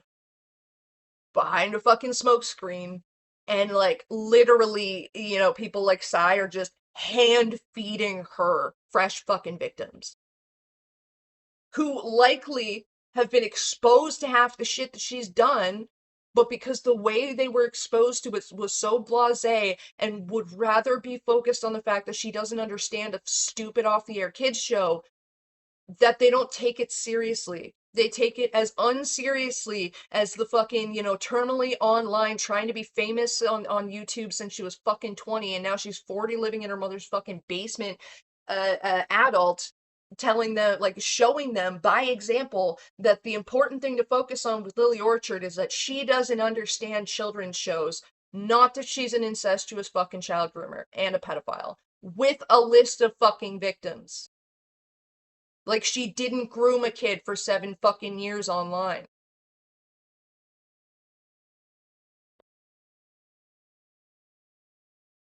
And the people who want to come at me with, like, where's the screenshots? Where's the proof? you can't say this without that XYZ LOLLMFAO raffle, whatever the fuck acronym you want to use. To those people, I have to say, yes, I fucking can. That's the beauty of fucking free will as a human being, is I get to say whatever the fuck I want. I get to come here and say, I feel this way and have this opinion and think Beckett's a fucking bitch weasel or XYZ, whatever, because of these reasons. And I don't have to have shit behind me on the screen. That's not my fucking problem. I ain't here to fucking convince people of things. I'm just saying what I fucking think and feel because one, I can, and two, it really seems to piss people off when I do. Plus, it makes me money. And I don't gotta lie about shit or hound fucking victims on the internet into believing that they weren't fucking victimized or into giving me fucking information or love bombing other victims of other people to try and get me a fucking insight into someone who doesn't want to talk to me in order to say that shit. Because I have the fucking stones to just come out here and say, Beckett, you're a useless fucking waste of space bitch weasel, and like, honestly, the world would have been better if you weren't born. Now, the beauty of free will as a human being means you, dear viewer, do not have to fucking believe me. You don't have to agree with me. You don't have to listen to me. You can hit the X button right now and leave. And you can decide all of those things based on whatever the fuck you want. Be it because I don't have screenshots, or you can set caveats to what would make you possibly believe me. That being, I won't believe you until you have screenshots. I won't believe X until Y and Z. You get to fucking do that. That is your right as a human being with your own fucking free will and your fucking paid internet subscription. I don't have to give a shit about it though. I don't gotta bend over backwards and jump through hoops to convince you that what I saw with my own eyes is what I saw with my own eyes and therefore formed my opinion about these people. Because I just fucking don't. Don't believe me. I don't fucking care. Literally believe the opposite. Simply because I believe that Beckett's a piece of shit who absolutely tried to convince Emily that she wasn't fucking sexually assaulted as a child. All because he wants to defend Saber, or because, again, something about the story of how she was sexually assaulted as a child triggered, feelings about what he did to somebody at a similar time and place. Lillian is 40? No, Lily's not 40. Sai is 40. Sai's like 42. Lily is 33? Maybe 34? She's 19 months older than me. I'm 32 in 5 days. Yeah. Like, a lot of people bitch and moan about me fucking saying shit on the internet and try and be like, you can't say this and you can't do that, and I actually can. Like, you're not using those words right. What I'm pretty sure you mean to say is that I shouldn't. But there's a lot of things that, like, if you ask one person or another I shouldn't do that I do, and, like, I don't give a flying fuck about it. I'm not asking permission. Oh, thank you, Hella. Lily is, like, 19 months older than me. I don't remember when her fucking birthday is. I don't even remember what month it's in. I don't remember my mother's birthday. I barely remember my father's birthday, and that's only because it's shortly after mine. Sai may be in her 40s, but like, Sai's fucking weird, okay? She predominantly takes commissions from like somebody who regularly requests sexualized children's material. And then she like shoves that in the face of like underage viewers on her stream when they say anything about it. She uses words like Puriteen, which just fucking just it makes my skin crawl. That word is worse than moist in my opinion. When people unironically use the word Puriteen, it literally sounds like they're saying the under 18s, the youths, the children that should not be sexual objects to me are not sexual enough for my liking, and it pisses me off. And I just gotta wonder, why do you care if children or under fucking 18s, youths under 25, however you want to classify it, But if teenagers don't want to see Pomni tits, like, what do you, as someone in your fucking 40s, give a shit about the sexual interests and proclivities of literal fucking children while they're in their own spaces online complaining about shit they have every right to complain about? Yeah, you have every right to complain about it too, like by definition with free will, but like, why are you so upset that like a 17-year-old is not as like ready to like flick their bean at a fucking like kids show or shit, random shit that they just see in their fucking newsfeed online as you are? Sai just sounds like a fucking predator to me, I swear to God. Again, if the shoe fits, lace that bitch up and wear it and stop acting like it doesn't. Is she what? Oh, this is all old news too. Ped language. It absolutely is. It's absolutely groomer fucking language. She looked at the shit that Gabriel Brown was doing with like 14-year-olds like provably doing with 14-year-olds on fucking DeviantArt and shit back when he was in his 20s, and literally she went, "That's just how you talk to people on the internet back then." Guess what, Sai? That's also how you talk to people on the internet now if you're a fucking child groomer. That's how child groomers talk to the internet people on the internet back then. Just like that's how child groomers talk to people on the internet now. Like, no, no, no.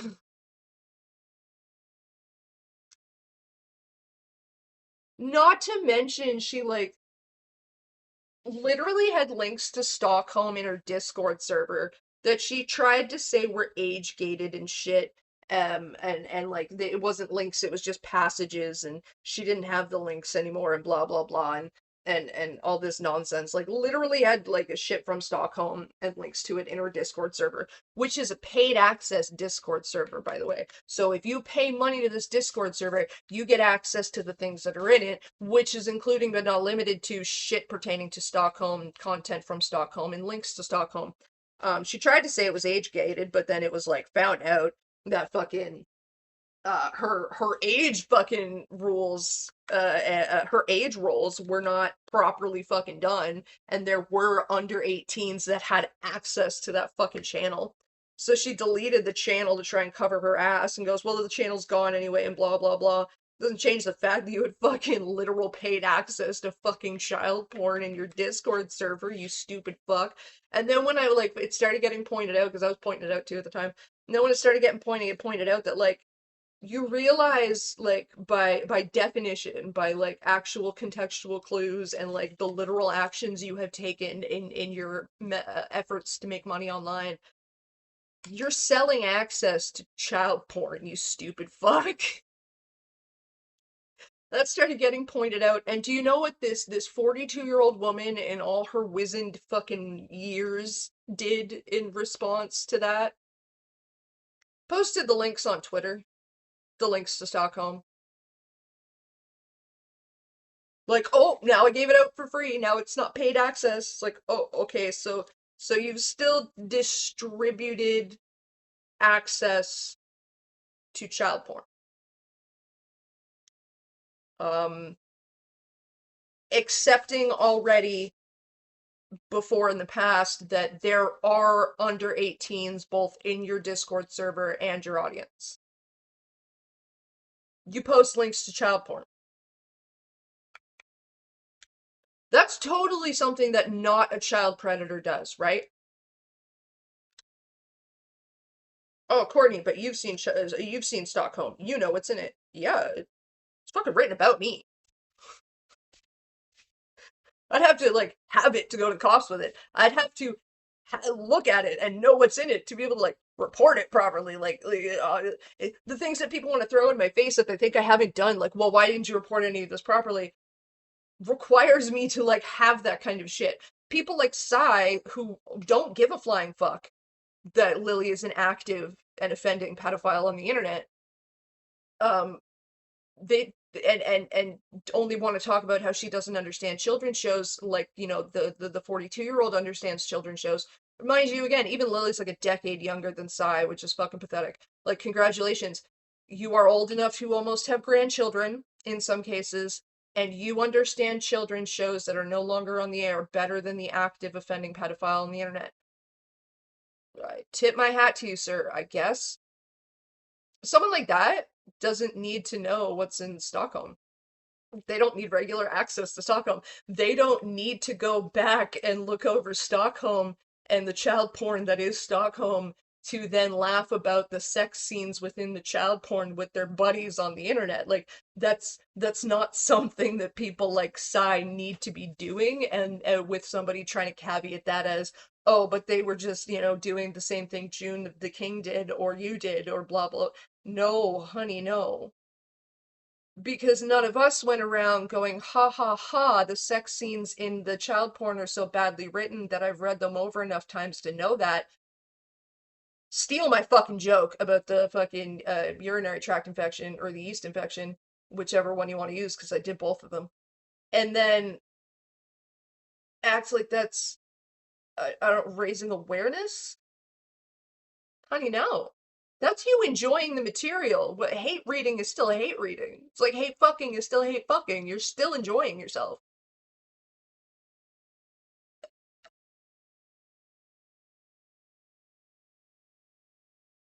It's just, it's laughable. The lengths people will go to defend this shit because they just want to be able to sit and laugh at it instead of taking it seriously. Because people are very uncomfortable with the very real conversation that needs to be had and continued to be had in the forefront of shit in terms of like, pedophiles, child groomers, and predators online, that like they don't want to. They don't want to have the conversation. They want to be able to sit back and laugh at the expense of other people, and then be able to pat themselves on the back at the same time, going, "I did activism."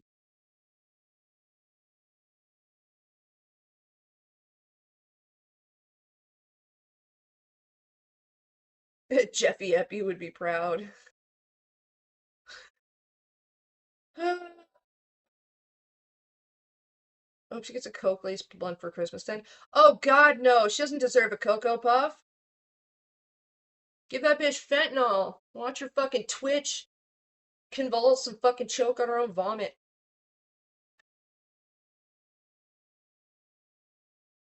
Maybe, I don't know how much fentanyl you got to give an elephant to take it out.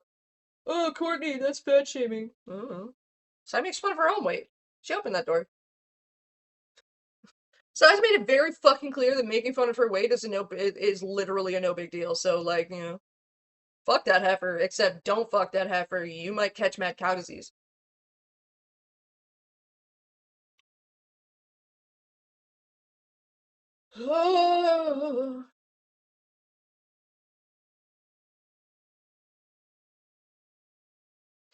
Yeah, I've missed this. Fentanyl to be then. Coke is much too good for the likes of that bitch.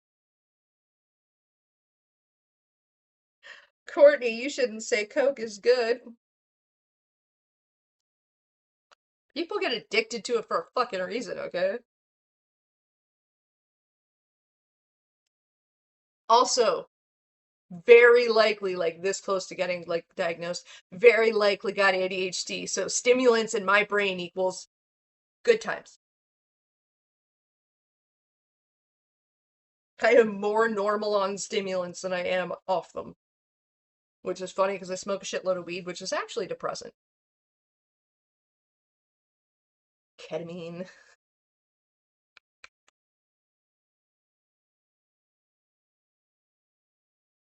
Staying on course, I'd rather they ride into a wood chipper, but I'll settle for Lily and her ilk being marooned somewhere. If you fuck Psy, get both mad cow disease and prairie madness. Ugh. Plus, your dick will probably fall off, or whatever you stick in there is probably gonna get like necrosis. Just say goodbye to that appendage altogether. Like again, I'm pretty sure more women would like express like tell people would more women would rather tell people that they volunteered willingly and happily for a donkey show in Tijuana than like admit there was sexual contact anywhere in there. The whole side drama. Oh, her fucking Twitter's gone and she retreated back to the echo chamber that is Tumblr, which I thought was really, really, really funny. Little Miss, I've done so much, and like back when she was like fucking back when me and her were still going back and forth, and she was fucking trying to chirp to everybody and in my face that I've done so much to damage to Lily, and I've raised so much awareness, and I've done this and I've done that. There's fucking by the end of it getting caught in her own fucking bullshit too many times by like other people just blatantly seeing her own behavior fully on display and like proudly on display.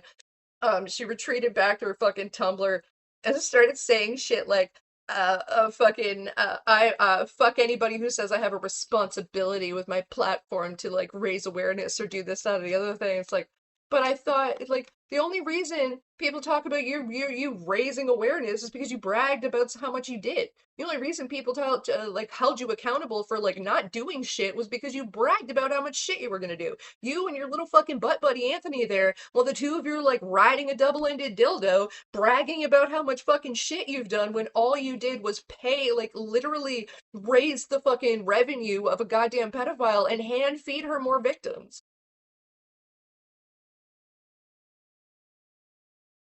Will you be on stream around 8 p.m. your time? I don't know what time is it right now, Natalie, for you?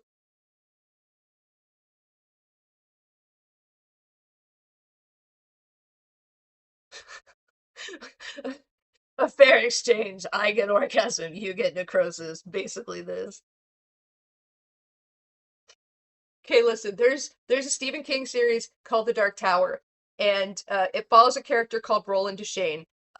He's like a descendant of King Arthur, essentially, in like a really roundabout way.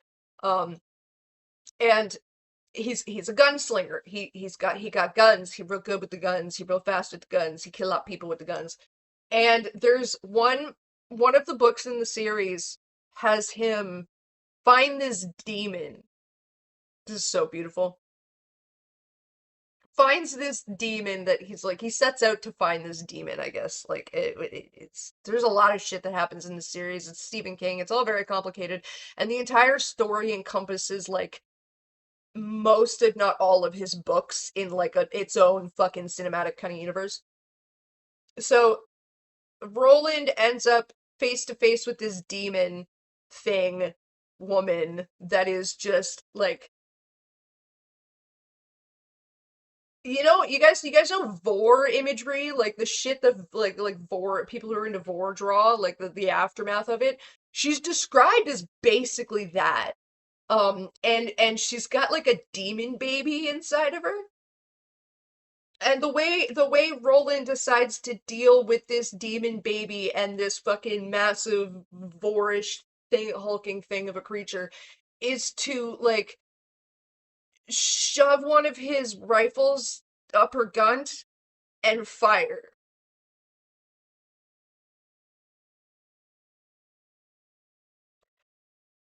And after knowing Sai and watching her like just swell into this like enormous hulking mass of a fucking problem, like just demon problem, I can only think of that fucking scene. It comes to mind so fucking much. Just right up through her. That's certainly creative. I love the way Stephen King writes when there's no children involved. Like, some of his earlier work had really weird scenes and descriptive imagery regarding children, and I don't fucking like it. I don't like the implications that means. But like, goddamn, the man is a wordsmith. He can just evoke imagery against your own fucking will. That man will describe things and make you see it clearly whether you wanted to or not. And that's a talent, I have to say. It's a fucking talent. It's certainly creative. Well, you see, the guns themselves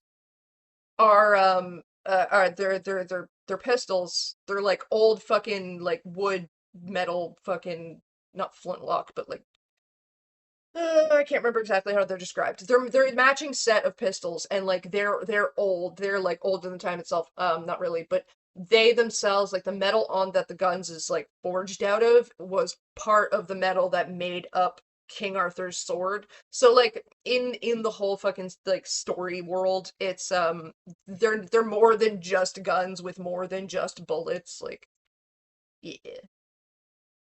It's honestly a fantastic fucking series, and I absolutely love it, and I fell in love with it the second I started reading it. And if you guys are into fucking insanely twisting, widely encompassing cinematic universes of a novel series, you should read it.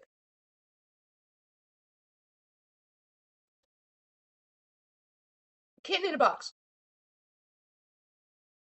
Oh, lordy lordy. The fucking twink, I swear to God, just randomly see his ass and it ruins my day for a sec. Oh, are you talking about Anthony, Mark? Fucking, I was scrolling through YouTube a couple, like last week or something, scrolling through my fucking main page, and there was a Moist Critical video that popped up, and it was a video about this chess guy who's like an absolute like dickwad and a prick of a human being. And like it had like a picture of this dude like as part of the main part of the thumbnail. And as I'm scrolling past, and it just says, I can't stand this guy, dot, dot, dot, was the title of the fucking video. And as I'm scrolling past, I fucking almost got whiplash. I was like, bro, is that Moist Critical talking about Anthony? Because this dude looks like an older, fucking, more drunk version of, like, Anthony Gagamaggett, or however the fuck you say his last name. A fucking twink, he makes me so mad. Don't call him an actual twink. Twinks are usually fuckable. He's, like, again, the world's most unfuckable twink. He looks like a Wish.com version of like Ray Romano, the comedian, except, you know, not funny.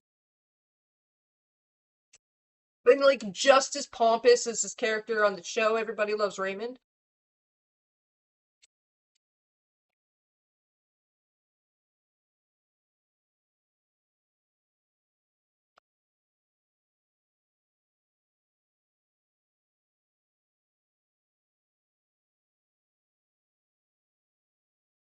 I've honestly not once learned how to pronounce his last name, and I cannot be fucking bothered.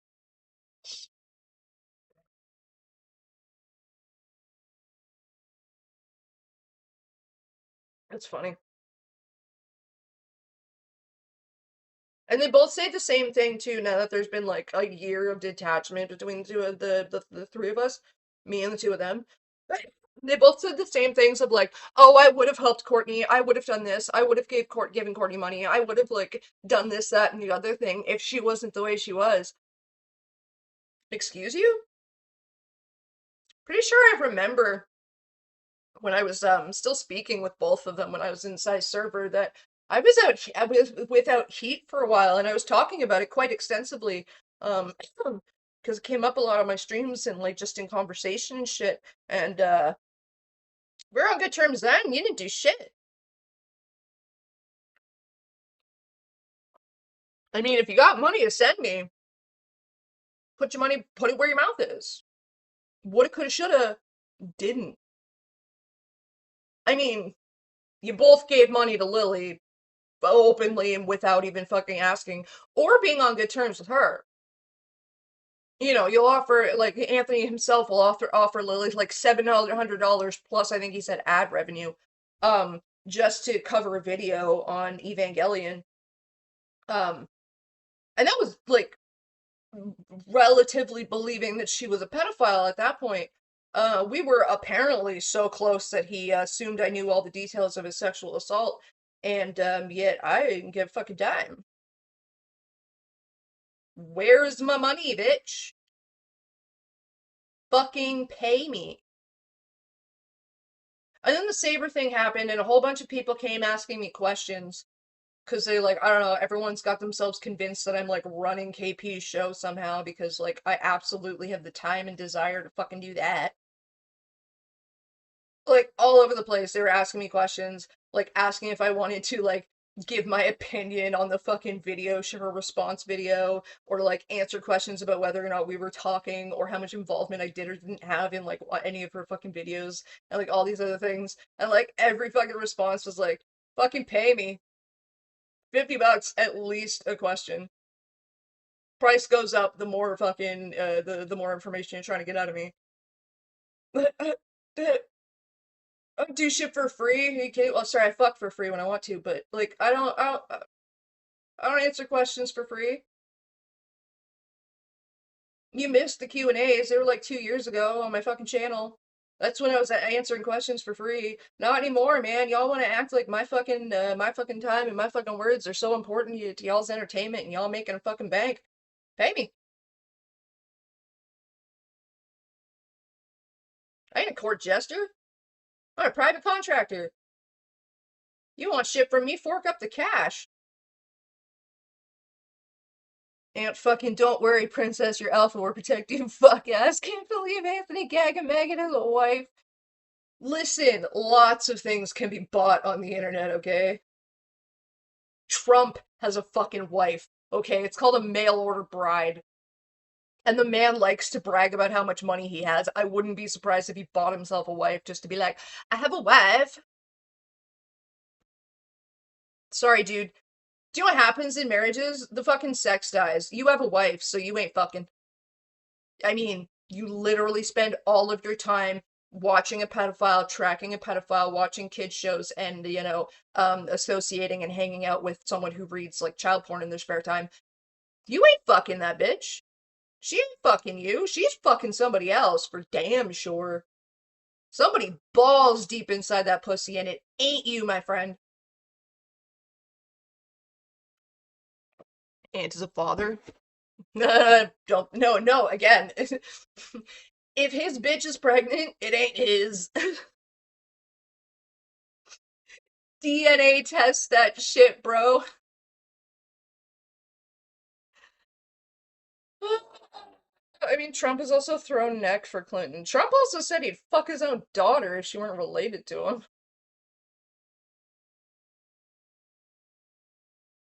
Ant is a father. First of all, paternity test. Second of all, ain't nobody a father till that child comes out the womb alive and makes it out of Sid's territory. Let's be quite honest. It's all temporary until then. What a lot of people don't realize, a lot of men too, because they don't actually go through it, is that like most people, especially if they're specifically trying for a child, will not say anything until the end of the first trimester because like the likelihood for miscarriage in the first trimester is so exorbitantly high compared to other the second and third trimester.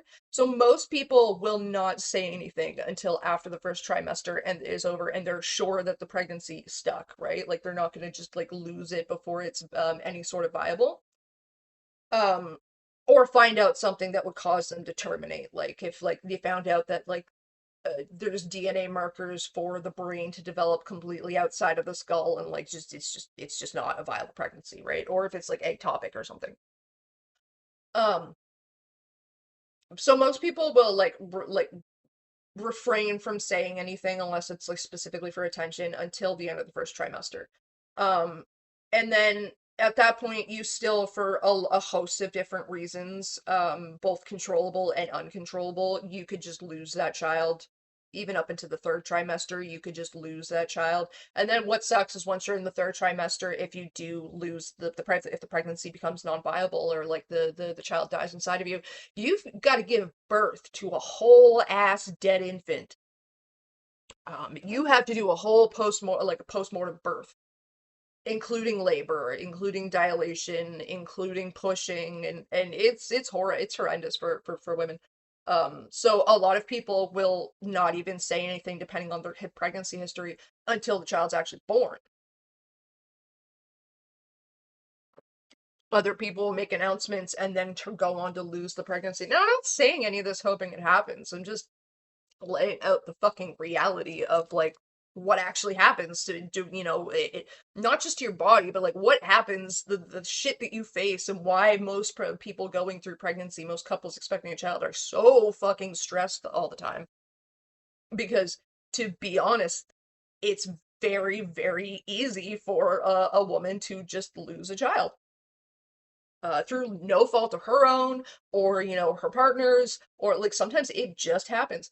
And like it can happen all the way up until birth. It can happen through the fucking birth, everything can be all hunky-dory, and then something horrible happens at birth, and like the mother doesn't always make it. Sometimes mother and child don't make it. Sometimes the child doesn't make it. Like birth is a scary fucking labor, pregnancy, labor, and birth is a scary fucking thing for people to go through. Women carry the physical brunt of it, but like I can't imagine what it would be like as like a man or the partner that isn't pregnant to experience all those same worries and fears while also seeing like their partner in physical distress and like just be completely unable to do anything about it. Like I can't imagine how, but that would eat somebody up. Um, and then like even say that all goes well and shit, and like the birth is fine, the baby's healthy, and whatnot. You bring them home for literally the next 6 months. They could just die in their sleep. You put them down for a nap. You can put them down for the night. Everything's fine. The feeding's been fine. The sleeping's been like terrible because they're still they're still under 6 months old and they're a baby and it's a newborn and your life is completely turned upside down and hectic and you're fucking exhausted from sleep. So you don't notice when they're quiet for too fucking long and you just like your body takes the moment to just fucking collapse in exhaustion and you fall into the deepest sleep you've ever been in. You wake up, God knows how much longer later, finally registering that something like you should have been woken up. You at this point you shouldn't have been able to fall that deep asleep. This isn't like the routine you've started to get used to. And then you go check on your child and they're just dead. And they've been dead for hours and you didn't know and they're just cold and stiff and there is no bringing them back. And that could just happen for literally no fucking reason. There is no medically definable reason for sudden infant death syndrome. That's why it's just called sudden infant death syndrome. Babies legit can stop breathing. Babies legit, when they are in too much emotional distress, be it usually it's from frustration because like they don't have the means to communicate properly. Babies, especially 6 months and under, sometimes after 6 months, they can get into so much physical distress that they get to go into what's called breath holding spells while they're physically awake, and they will literally stop breathing and like go blue and pass the fuck out just because of how their body responds like physiologically to the amount of distress and like stress, emotional fucking stress they're under by not having the means to communicate. And it's like for a lot, like parents sort of get used to it, but like it can be absolutely terrifying when you first experience it because your kid just stops breathing out of nowhere and like turns blue and purple and their eyes start bugging out of their fucking head in front of your face and you don't know what the fuck to do. You don't know what's happening. You don't know what's going on. You take them to the hospital and like the kid finally started breathing and you take them to the hospital and the nurses are like trying not to laugh at you. They're looking at you like, you almost sweetly like, well, you poor innocent thing. And they're just like, yeah, that's a breath holding spell. Yeah, they kind of just do that. Sometimes it just happens. So like, in all honesty, up until that kid is 6 months old, its life hangs in a very, very, very delicate balance. That 98% of the things that are going to tip the scale against their favor are things that you just cannot possibly control or see coming or prepare for. Plus the world is fucked too. But yeah, but I mean, Mark, see, this is like kind of think that's a little bit of the secret of it is like getting to like past the 6 month point is so fucking stressful that I'm pretty sure the rest of it seems like minuscule in comparison. Because at first, the majority of their like your entrance into a parenthood is just trying to keep the fucking thing alive. The fucking flesh-wrapped potato that doesn't barely move much is so quick and easy to die at the drop of a hat. You're just trying to keep that thing alive for so long that by the time you get into the realm of like emotional pain, it's just like, oh god, buddy, that's a walk in the park. You're alive to feel the pain. I am okay changing to that fucking realm of problems. I can see that being a big thing too, to be quite honest. So yeah, I'll believe he's a father if whatever was fucking said there is true. I'll believe that that's actually happening when the kid's past 6 months and paternity tested. Because again, that bitch cheating. He spends all of his time. Not even now. I don't keep track of what he does right now. So like I don't know what he's doing now, but there was a good solid year. He spent so much time dedicated to me and Lily and Sai that there was no chance in hell he was fucking his own wife. Absolutely not. I couldn't imagine watching a man that I'm married to devote so much of his time to that to ever want to take my pants off around him again.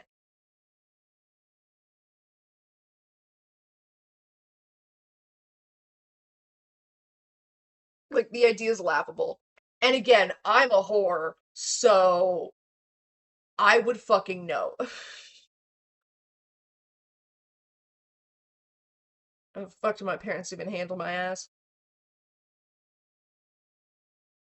All of them are just winging it. Just there's a host of them that are better at it than others. Other people just should have been sterilized. Other people need to be sterilized. Anthony Gagamagat, fucking Beckett needs to be sterilized. Like, the disservice they do the gene pool by like existing in a body that could still reproduce is astronomical.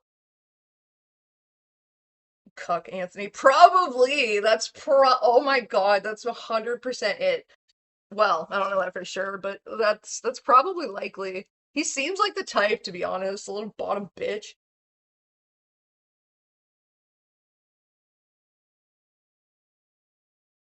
Bottom so hard he's got someone else fucking his wife. From what I've researched, Ant has cut ties with Psy, both public and personal. I'm skeptical of that. Psy's done a lot of bad things for those who don't know. We were just talking about Psy, Maddie, but thanks for the update. Yeah, Anthony cut ties when fucking Psy started fucking getting herself in enough trouble on her own on Twitter, where she was getting into so many fights with people who were like, just like talking about her own past behaviors, that she started outing herself and losing fucking face left, right, and fucking center.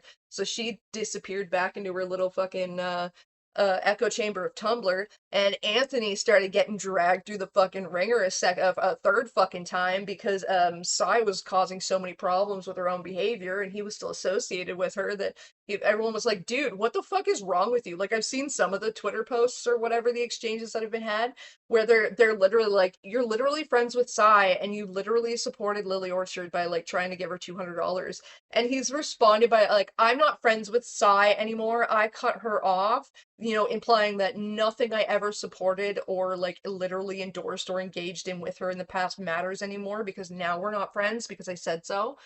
And also it wasn't $200, it was $700 plus more money because I felt that like she deserved the opportunity and like just on his little fucking high horse of like, I'm such a morally great person because I offered a pedophile money.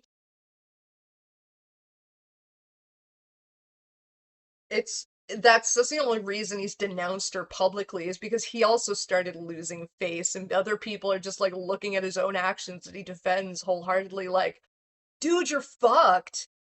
Like, you're absolutely fucked up and in the worst kind of way possible. Like, the amount of people who sit there and tell me that I need to go to therapy or that I need to get medicated, joke's on you, bitches. I've been medicated since I was 19.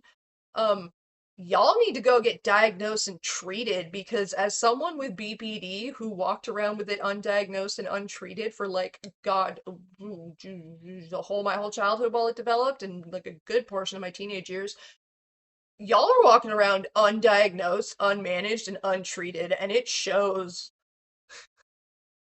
Like, it's sad. I mean, in all honesty, just go to the hospital and tell them you're a danger to yourself and others and get checked in for 72 hours and fucking tell them about your problems and you'll get fucking help. I tell you, it's really easy if you actually go and do it.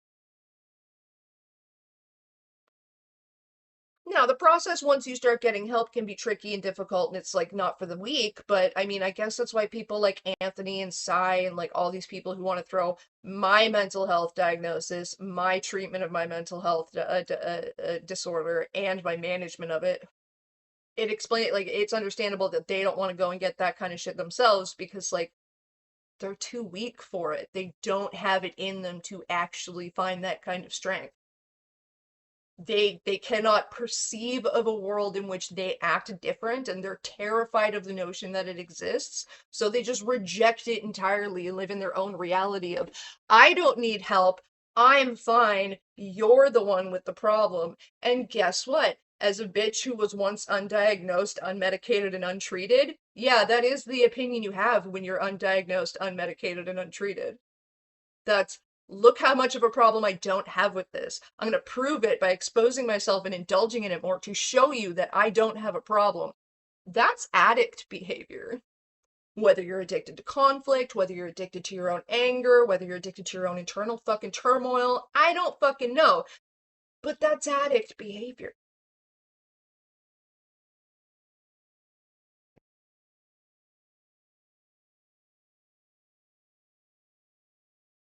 Excuse me. Honestly, doesn't surprise me that she's a racist. Sai's a fucking American, like somewhere near the Bible Belt, if I remember correctly. She's a bigot. Of course she's a fucking bigot. She's a 42-year-old American who lives with her mother. She's a bigot. She's also a fucking white lesbian. She thinks she's the most marginalized fucking community that ever existed. And that means, you know, people of color are not valid because their struggles would be worse than hers. Anybody who identifies as anything other than the LG or the B in the LGBTQIA community is not valid because that would mean their struggle is greater than hers. No, she's the most oppressed person to ever fucking exist because she's a white lesbian who's 42.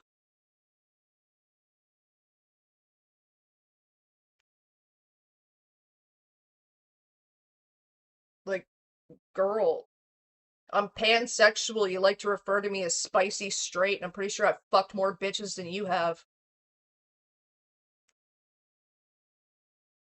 Gold star lesbian fucking ass. I've never fucked a man, because you've never been afforded the opportunity. Your mere presence shrivels dicks and dries up vaginas.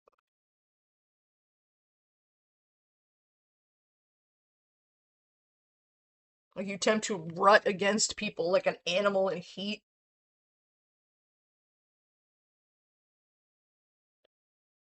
Not even the B, only L and G. Well, no, she would like pretend to respect the B enough when Anthony was around and singing her praises because Anthony is a bi man.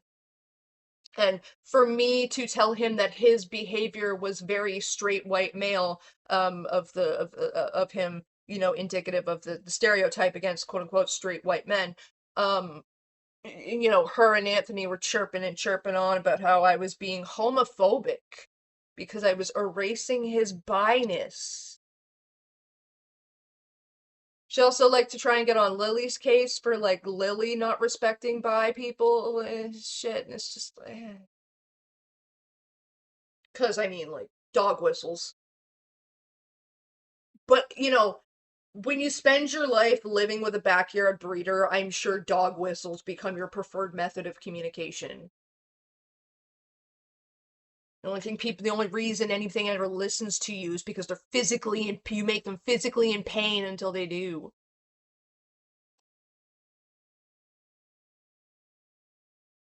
Shit, what's today? Is it Thursday? Oh, it's Thursday. That's right. I got something to do later.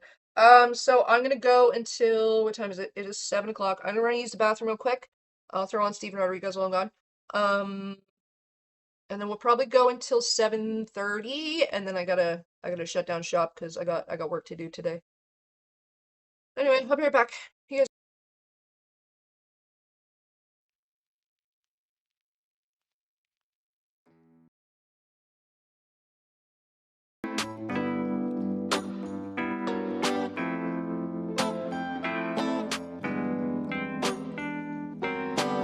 She left a voice on the telephone.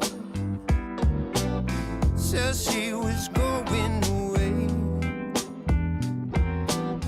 Garden we made, well, it's overgrown. The weeds are growing in place. Still set your plate when I sit alone. The silence screams out your name. It's just a house when you're not at home. it hard to escape. It's got me singing. If I don't need you, then you won't get no begging from me.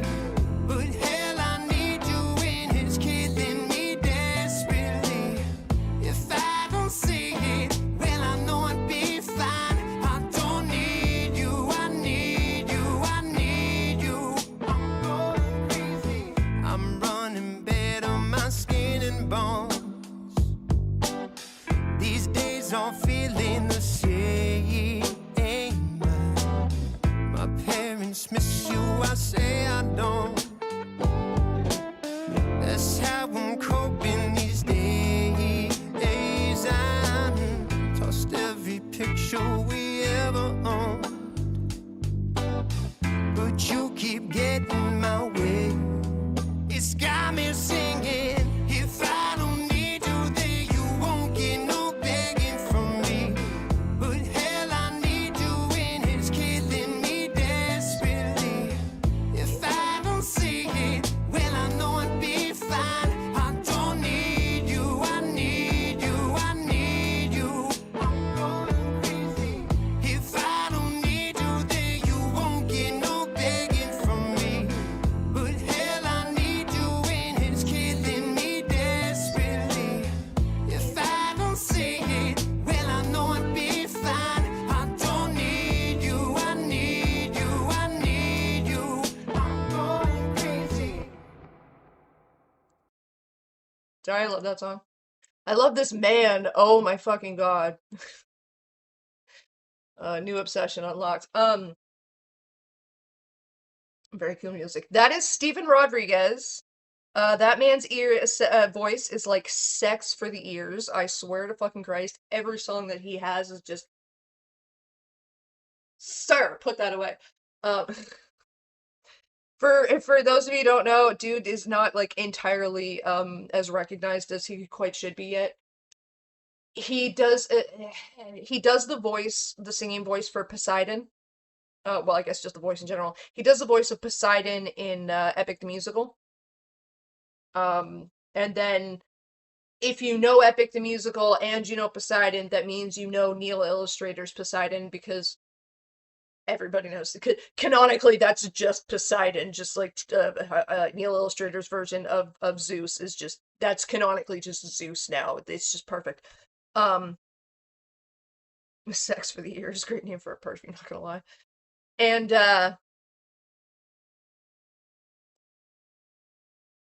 sorry, mind wandered on Neil Illustrator. Neil Illustrator, Zeus, and Poseidon are just so perfect, and I'm such a simp. Like I'm just a simp for Zeus anyway.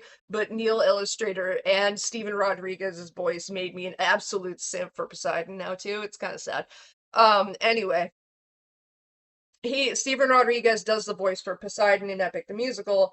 And then he also has his own music out, and one of the songs, I'll play it in a second actually because I love it. One of the songs, like You Mean It, was used by Neil Illustrator in like just a thirst trap fucking short of Sexy Poseidon, because Sexy Poseidon. Yes, Natalie, I am. Not even that. I am such a simp for Epic's version of Zeus, mostly because of Neil Illustrator. No, the voice too. It fucking, and the writing. God, it's just I'm getting all hot and bothered now. I love it so much. I really do. I'm an absolute simp for Zeus. And like, I know you're gonna say it. I know you're gonna say it, Natalie. Oh, but he's a womanizer and he sleeps with everybody and blah blah blah blah blah. Okay, that's cool. I don't want to date him. I just want to fuck him. Kids, cover your ears. Shit.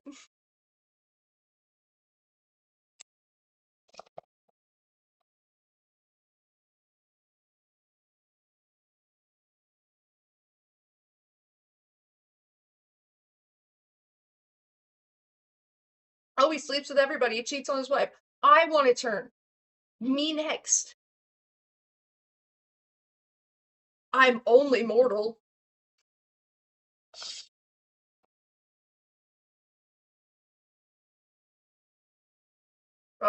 So yeah, so Steven Rodriguez does the voice of Poseidon. And God, the man needs to make more music. It's so good.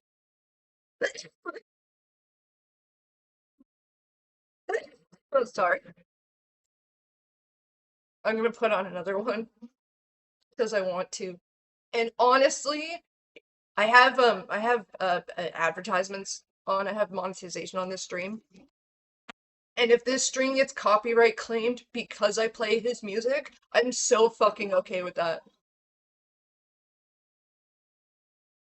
That means I'm like actually supporting the man's music, and I'm so fine with that. You guys need to hear me slightly over it. This is the song most people know if they don't know him from Poseidon or from Epic. When the horns start playing and you can't stop shaking, the bloodlust runs to your cheeks. Thank you, Mar. Mind starts racing and your bones start. I'm pretty happy with how it's faded. Oh, the voice. I can't. It's just... His voice does untoward things to my psyche.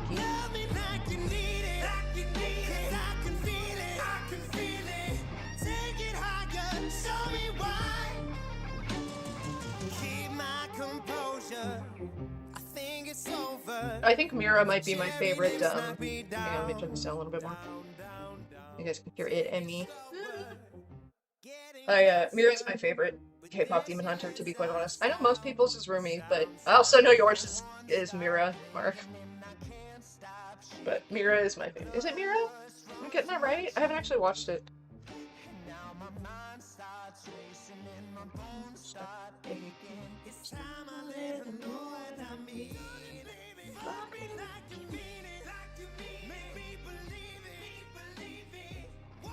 Like I can't help it. You hear the man, like the voice is just like, okay, since you ask so nicely.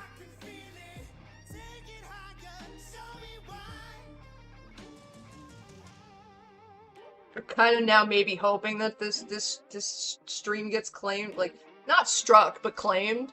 That just means I'm losing the revenue and it's going to the like owner of the copyright, which is fine because that means he has it copyrighted and that means I'm actually supporting the man's music. I'm so fine with that. Because, God, his voice is... He's really hot, too, so that's what makes it, like, so much worse. Because, like, it's easy to detach the voice when the person doesn't match the voice, but, oh God, he matches the voice.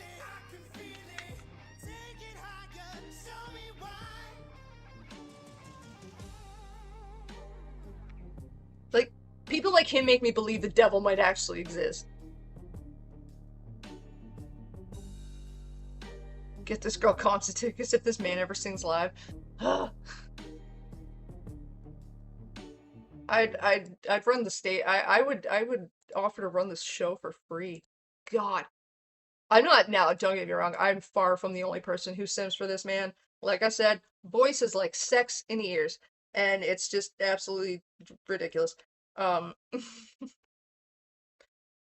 me regain my own composure for a second here. Yeah, my hair looks actually really good in this lighting, I have to admit. It's fading a little weird. The light is very favorable to me at the moment. It's making it look more even than it actually is. The ends are actually a lot more saturated than it is closer to my roots. It's actually starting to fade to like silver close to my roots. And guys, I'm going fucking gray. Oh my God. You just reminded me, Mark, Baby No Money is on tour, and Baby No Money is coming to Toronto next year in June, and I really, really, really want to fucking go, but I can't, because I can't afford it. It's not super expensive, I got a lot of shit going on, and I'm not going to be able to afford it when the time comes, because I can't afford to buy it now, and the price is only going to go up, and I'm so fucking sad, because I love him so much, too. And, like, there's floor seats! Not even seats. There's no seat. It's standing room only on the floor, and there's floor space available still. I'm so mad. I'm so upset. I totally missed out on the era where, like, following tours and going to see live performances was so much more accessible because it wasn't as expensive and traveling was so much easier. You going gray too, huh? Listen, the last 2 years of my life have significantly, sped up the process in which I'm graying. I found like one or two maybe 3 years ago, like the 2.5, 3 years ago. And then the late mother-in-law fucking passed, and that was traumatic as shit, and the whole fucking experience in the aftermath has been traumatic as shit, and now I'm going gray so much, and it unlocked a new fear, but I kind of forgotten, because it's not super important information that I've never really thought about, I've never really bothered to consider until now, is my father's been gray my entire life. Like, when I was born, he had hair about as dark as mine. I very much have my father's hair, not my mother's hair. His hair was as dark as mine when I was born, and I know because I've seen pictures of like literally him holding me on his lap, and his hair and his beard are dark, almost black like mine. And I don't know, I don't like cognizantly remember when that changed, but my entire working memory, that man has been completely fucking gray. All the way over his head, and the fucking the beard when it grows out again, like the stubble grows out. And I realized with how fast I've started going gray from like the fucking last 2 years that I very much could just go entirely gray in my 30s, like I'm pretty sure my father did. Like, my mother didn't start going gray until she was like late 30s, early 40s. And then even then, it was like a very gradual thing. Like, she had a patch of like 2 patches of gray, but that was kind of it. Other than like a light peppering throughout the most of her hair. And I know this because I used to fucking dye her hair all the time. I knew exactly where her gray spots were. She always used to bitch about the front one and called her a spider anyway. So I'm pretty sure I'm going gray like my father did, and that means likely by the end of my 30s, I'm going to be, or like my mid 30s, I'm gonna be completely fucking gray. You look cool though. Thanks, Mark. Like, I'm not super upset about it, except for like the change that it marks. Like, I'm quite literally no longer young anymore, and it's a weird transition in life where you're like, I'm gonna be young forever, to like, oh no, this shit is fleeting, and then you see it slipping away, and you're like, no, my youth. Stages of life are funny. So, like, the bonus is that I won't have to bleach my hair really anymore to color it. I'll just have to, like, get the color out of it, grow it out, whatever, and then, like, I won't have to worry about bleaching this dark-ass shit out of it all the time. But it also means my hair is not gonna hold color the greatest, because that's what happens is your hair loses pigmentation and goes gray. The follicles of it kind of open up more, and if it does take color well, because there's a very extreme lack of fucking pigment, but it means it also loses color pretty fast because there's nothing locking it in like with young healthy hair. But then again, I've also bleached my hair to the point where it at times struggles to hold color anyway because it's already so porous from the damage that I might already be used to it. Either way, I'm gonna save money with bleach. It's weird. Especially when you're someone like me who like predominantly spends time with people like at least older than me, if not fairly significantly older than me. Um Mostly due to the parentification I went through at a young age. I've just always associated with older crowds. And because I've always spent time around older crowds, I've always been very used to being the youngest in the group. And like, people constantly like hand waving away any like markers or indication of aging I was going through, because I was so much younger than them and I hadn't gone through what they'd gone through yet. And it's like, oh, wait till you start going gray, or wait till this happens, or you're still young and it's going to get so much worse kind of mentality, which, yeah, everybody goes through, everybody hears it. It's just going to be a constant in human existence, because that's just how we are. We compare things as it's in our nature. And once you've gone through something, it never seems as bad as when you were going through it or facing going through it to begin with. So, hindsight's 2020 and all that shit. It's just always what's gonna happen. Um, but I was always so used to just shit being hand waved away that it was just like, oh yeah, I'm young, fuck it, I'm young. I don't have it as bad as you do because I'm young. You're complaining about your age. I don't have to deal with that. And now I'm getting to the point where it's just like, ah, I was young once. Aging is fun. I swear to God, though, I'm gonna be like, fucking 60 years old with like fucking purple ass hair and potentially fake dreads still, because I play with them from time to time, and wild colored hair and fuck sweatpants and doing whatever the fuck I want, cause fuck you, I don't care. Is my face gonna sag? Am I gonna get wrinkly and look old? Yeah, of course. That's what happens when you age, and I don't give a shit. Then I'll be unassuming. Nobody will take the old bitch who's got the pink hair seriously and still dresses like she's in her 30s. And that way, when I start killing people, ain't nobody gonna pay attention.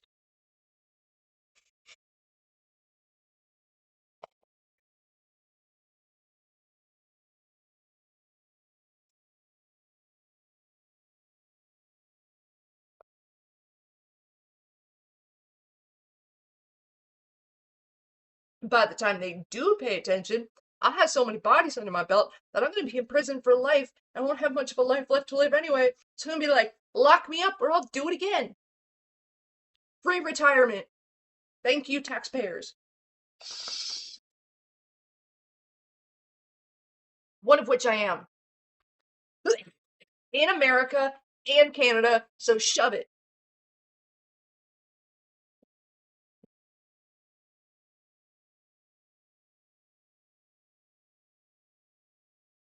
That's right, I pay American taxes.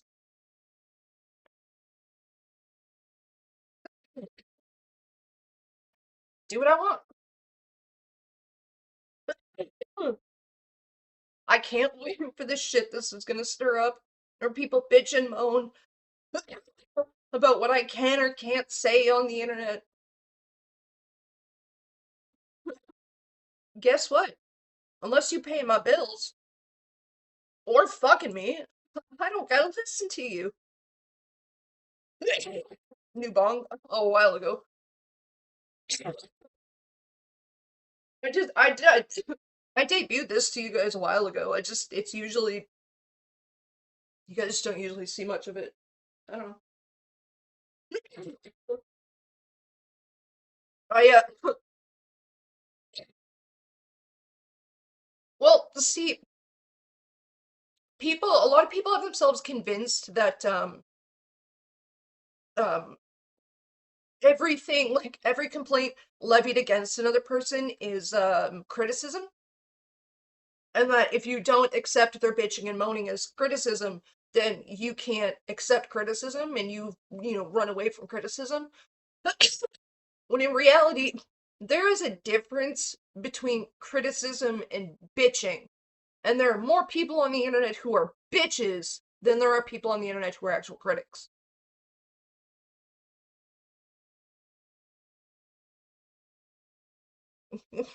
I choke upon sandwich. You made me snort and the throat rebelled. I'm so sorry, Brandon.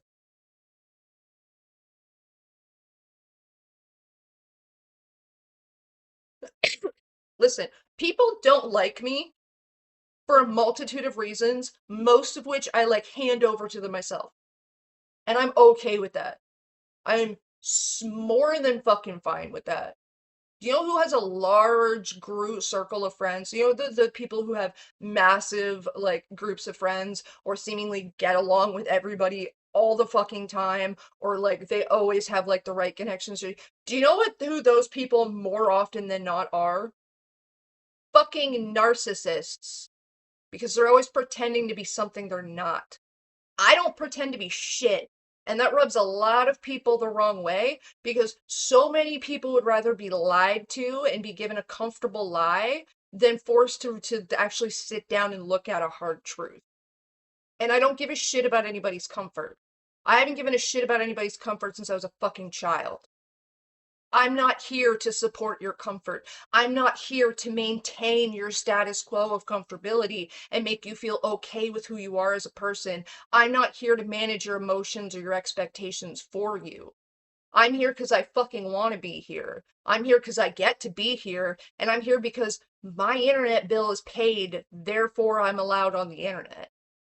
And if you don't like it, the block button is really, really easy to find. The X button is up in the right corner. You don't have to fucking be here. Just like I think Beckett is a annoying, useless, predatory, dangerous twat waffle, so I don't watch his content. I don't interact with him in any legitimate sort of way. Because he's a fucking twat waffle. It's not my fault, my responsibility, or my problem that anybody chooses to engage with my content, regardless of how they actually feel about me and my opinion. That's on y'all to fucking control. I ain't your fucking mother, because like, if I was, I'd have aborted most of your asses a long time ago. Like, probably within the first trimester. And if I was past abortion, fucking coat hanger. Prom night dumpster baby bitches. Oh, Mark, you keep sending gift subs. You don't have to do that. Keep your money. It's almost Christmas time. But thank you. Oh, Bon, you got a gift membership. Congrats. I have noticed the other ones that came through. I've been on a roll. Your girl's got 5 weeks of shit fucking stored up, okay? People think I ran. People think I hid. People think I've been, like, I don't know, quietly stewing. Nah, I've just been literally dealing with more important things and watching the stupidity from the sidelines because I just couldn't be bothered to interact with it. Money for the baby, no money. Oh my God. Oh, if I got to see him, Jesus Christ, I would pay VIP tickets. I'm not saying I'd throw myself at the man. He probably gets enough of that, but dear God, that would be a life-changing experience. That would be the moment to fucking remember. He's Canadian. He is up and coming. He is funny as fuck. The man found out about a couple of people who lost their jobs to AI and just went nuts online going, I'm gonna hire all the fucking artists I have money for right now just to, like, spend my art budget on real people to have them do whatever the fuck they want for me. And it's I love him so much. He's so great. He's so the persona, because I don't fucking know the man. I ain't met him, and even if I did meet him, it's gonna be in a fan to fucking creator scenario, so I ain't never gonna know the man. But the persona, the image that he has sold, the fucking the character that goes out and does the things that he actually goes out and does, even if it's all fucking fake, is fucking fantastic. I love it. I love it so much. It restores faith in humanity for me.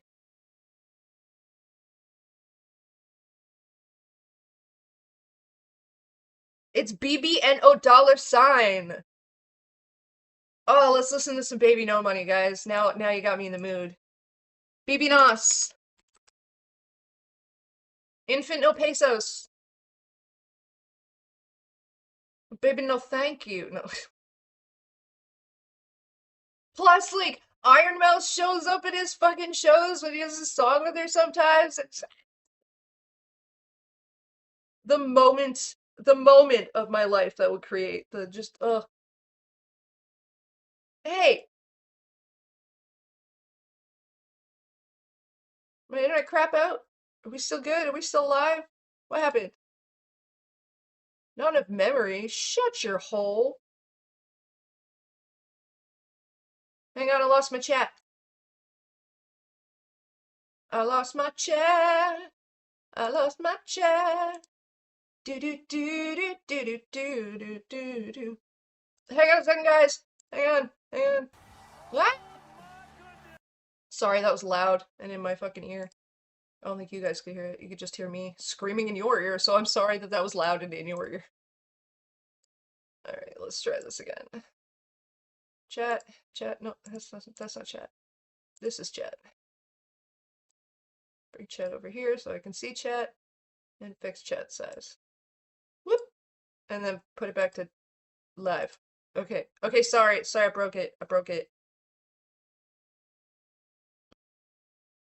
Has anybody seen the YouTube short of him and the voice actor who does Blitzo from from fucking Hell of a Boss, where, like, he's the voice actor for Blitzo, I can't remember his name. He's dressed up like a chick, and fucking he's just like, baby no dick, baby no thank you, baby no please and thank you. It's really funny. Lives in my head rent free. Gigolo?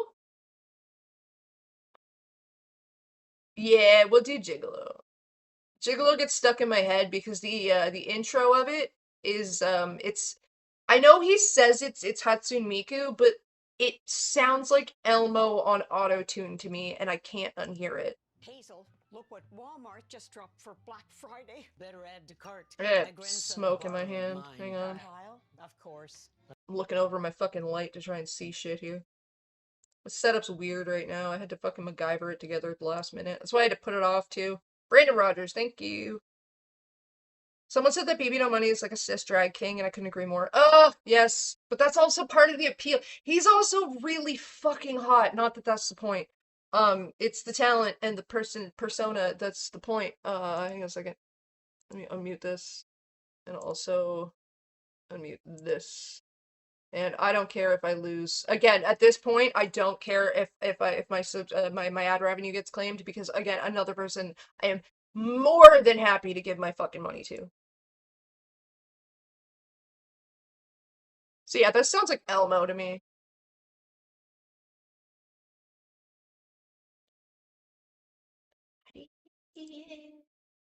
Oh, shit. You guys didn't hear that at all. Like, again, I'm leaning over my fucking lamp here.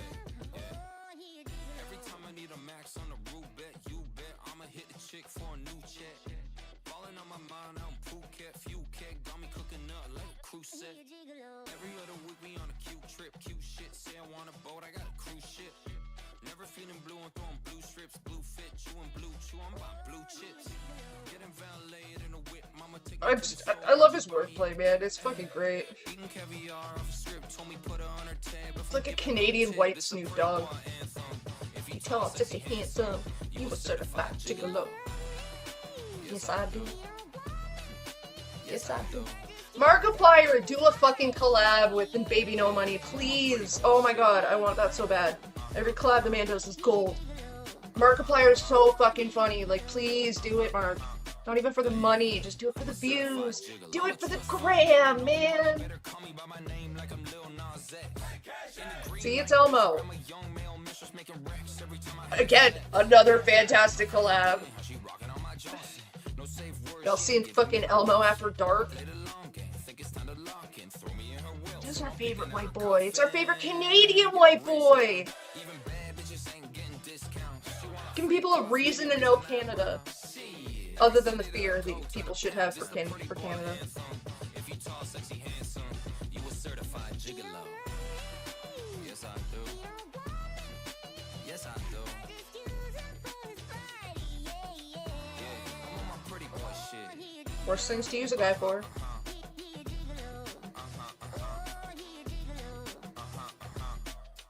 What time is it? 5 minutes. I got 5 minutes and I gotta go. I forgot what time it was. He's Canada? Yes. He's from God damn, like literally one of his first songs that broke out, La La La, talks about him being from Canada. Where is it? Because I got 5 minutes. We'll do this one song. Where's La La La? Baby's so cold, he from the north, he from the Canada. He's from Alberta, I believe. Hi, welcome to Y2K's Big Fun Show. I'm your host, Y2K. I'd like to introduce you An to oldie but a today's goodie. very fun, very special guest, Baby No Money. Did I really just forget that melody? He's Canada.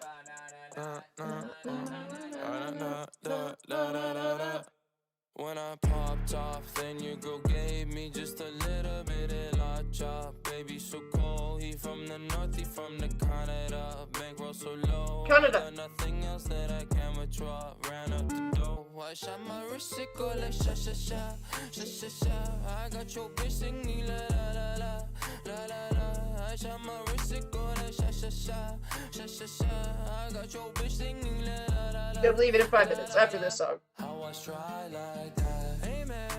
He's him!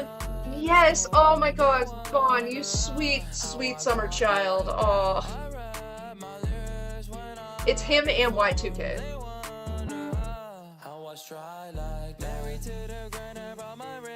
But yes, this is Baby No Money. I mean, yes. Who said that? Finally got the money, say my thanks. When I popped off, then your girl gave me just a little bit of la chop. Baby so cold, he from the north, he from the Canada. Bankroll so low, I got nothing else that I can withdraw. Ran up the door. I love how the song was him like, I'm Canadian and broke, but I still take you, bitch. Because again, mood. Canadian and broke, but I can still take you, bitch.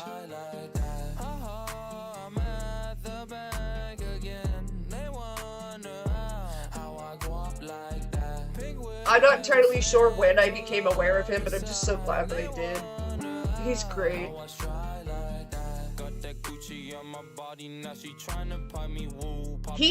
Baby No Money has not put out a song yet that I don't like. And even if I don't really like it at first, after I hear it a few times, I'm like, oh god, I listen to the words. I'm just like, no, this is fucking beautiful. What was I thinking before? The man's wordplay is just great. And he is, well, okay, I don't know, again, I don't know the man, and I never will, but the persona, the character that is Baby Nobody, he is so chill. He's so chill, and like, I've seen him in interviews and shit, like, the persona, it's just, he's so grateful all the time, and he's just like, I don't even know how the fuck this happened, dude, but I'm just like, having fun with it, and like, I like artists are dope as fuck, so I hired them. I love it. No, fuck off, Suburban. You're absolutely gonna get me claimed. I don't want my money going to you. It can go to Steven Rodriguez or Baby No Money, and that is it. I got like 3 minutes. And I got shit to do in an hour, so I gotta get off. I'll probably stream again tomorrow, though, because I don't believe I have plans. And I'm in a different setup now, so I can stream a little more regularly. If I so desire. And I doth desire. Because, like, it's my fucking channel and I do what I want. For, I mean, a limited time. I got shit coming up and I don't talk about my personal life on here, really. So I'm not about to start, but yeah, I might end up taking another hiatus over the winter. I'm not sure yet. I gotta figure things out. But yeah, I had fun. I always have fun.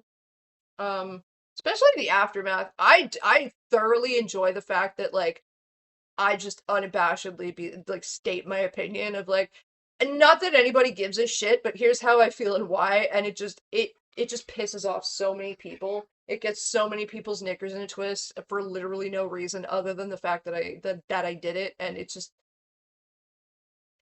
entertains the fuck out of me, because why do I bother you so much? I'm one of, like, I believe over 8 billion people on this planet. You know, a good portion of which are on the internet. And it's really, really easy to avoid me if you just want to avoid me. But instead I occupy so much time and space in their lives and heads. It's just so, it's bafflingly entertaining. Just like, what you got going on in there? Why am I so important to you, huh? Anyway. I will probably, show back up tomorrow. I don't know what time yet. I will post it, let you guys know beforehand. And stick to it and get a little more reliable with that, because I'm, like, kind of all over the place, but, I mean, hey, that's why you love me, right? Or hate me, either way, you keep coming back. So, yep, I will see you guys later. Smooches! Have a good night, go eat something, drink something, preferably healthy for your body. I don't know, do what you want, it's your lives, I'm not your mother's. Bye!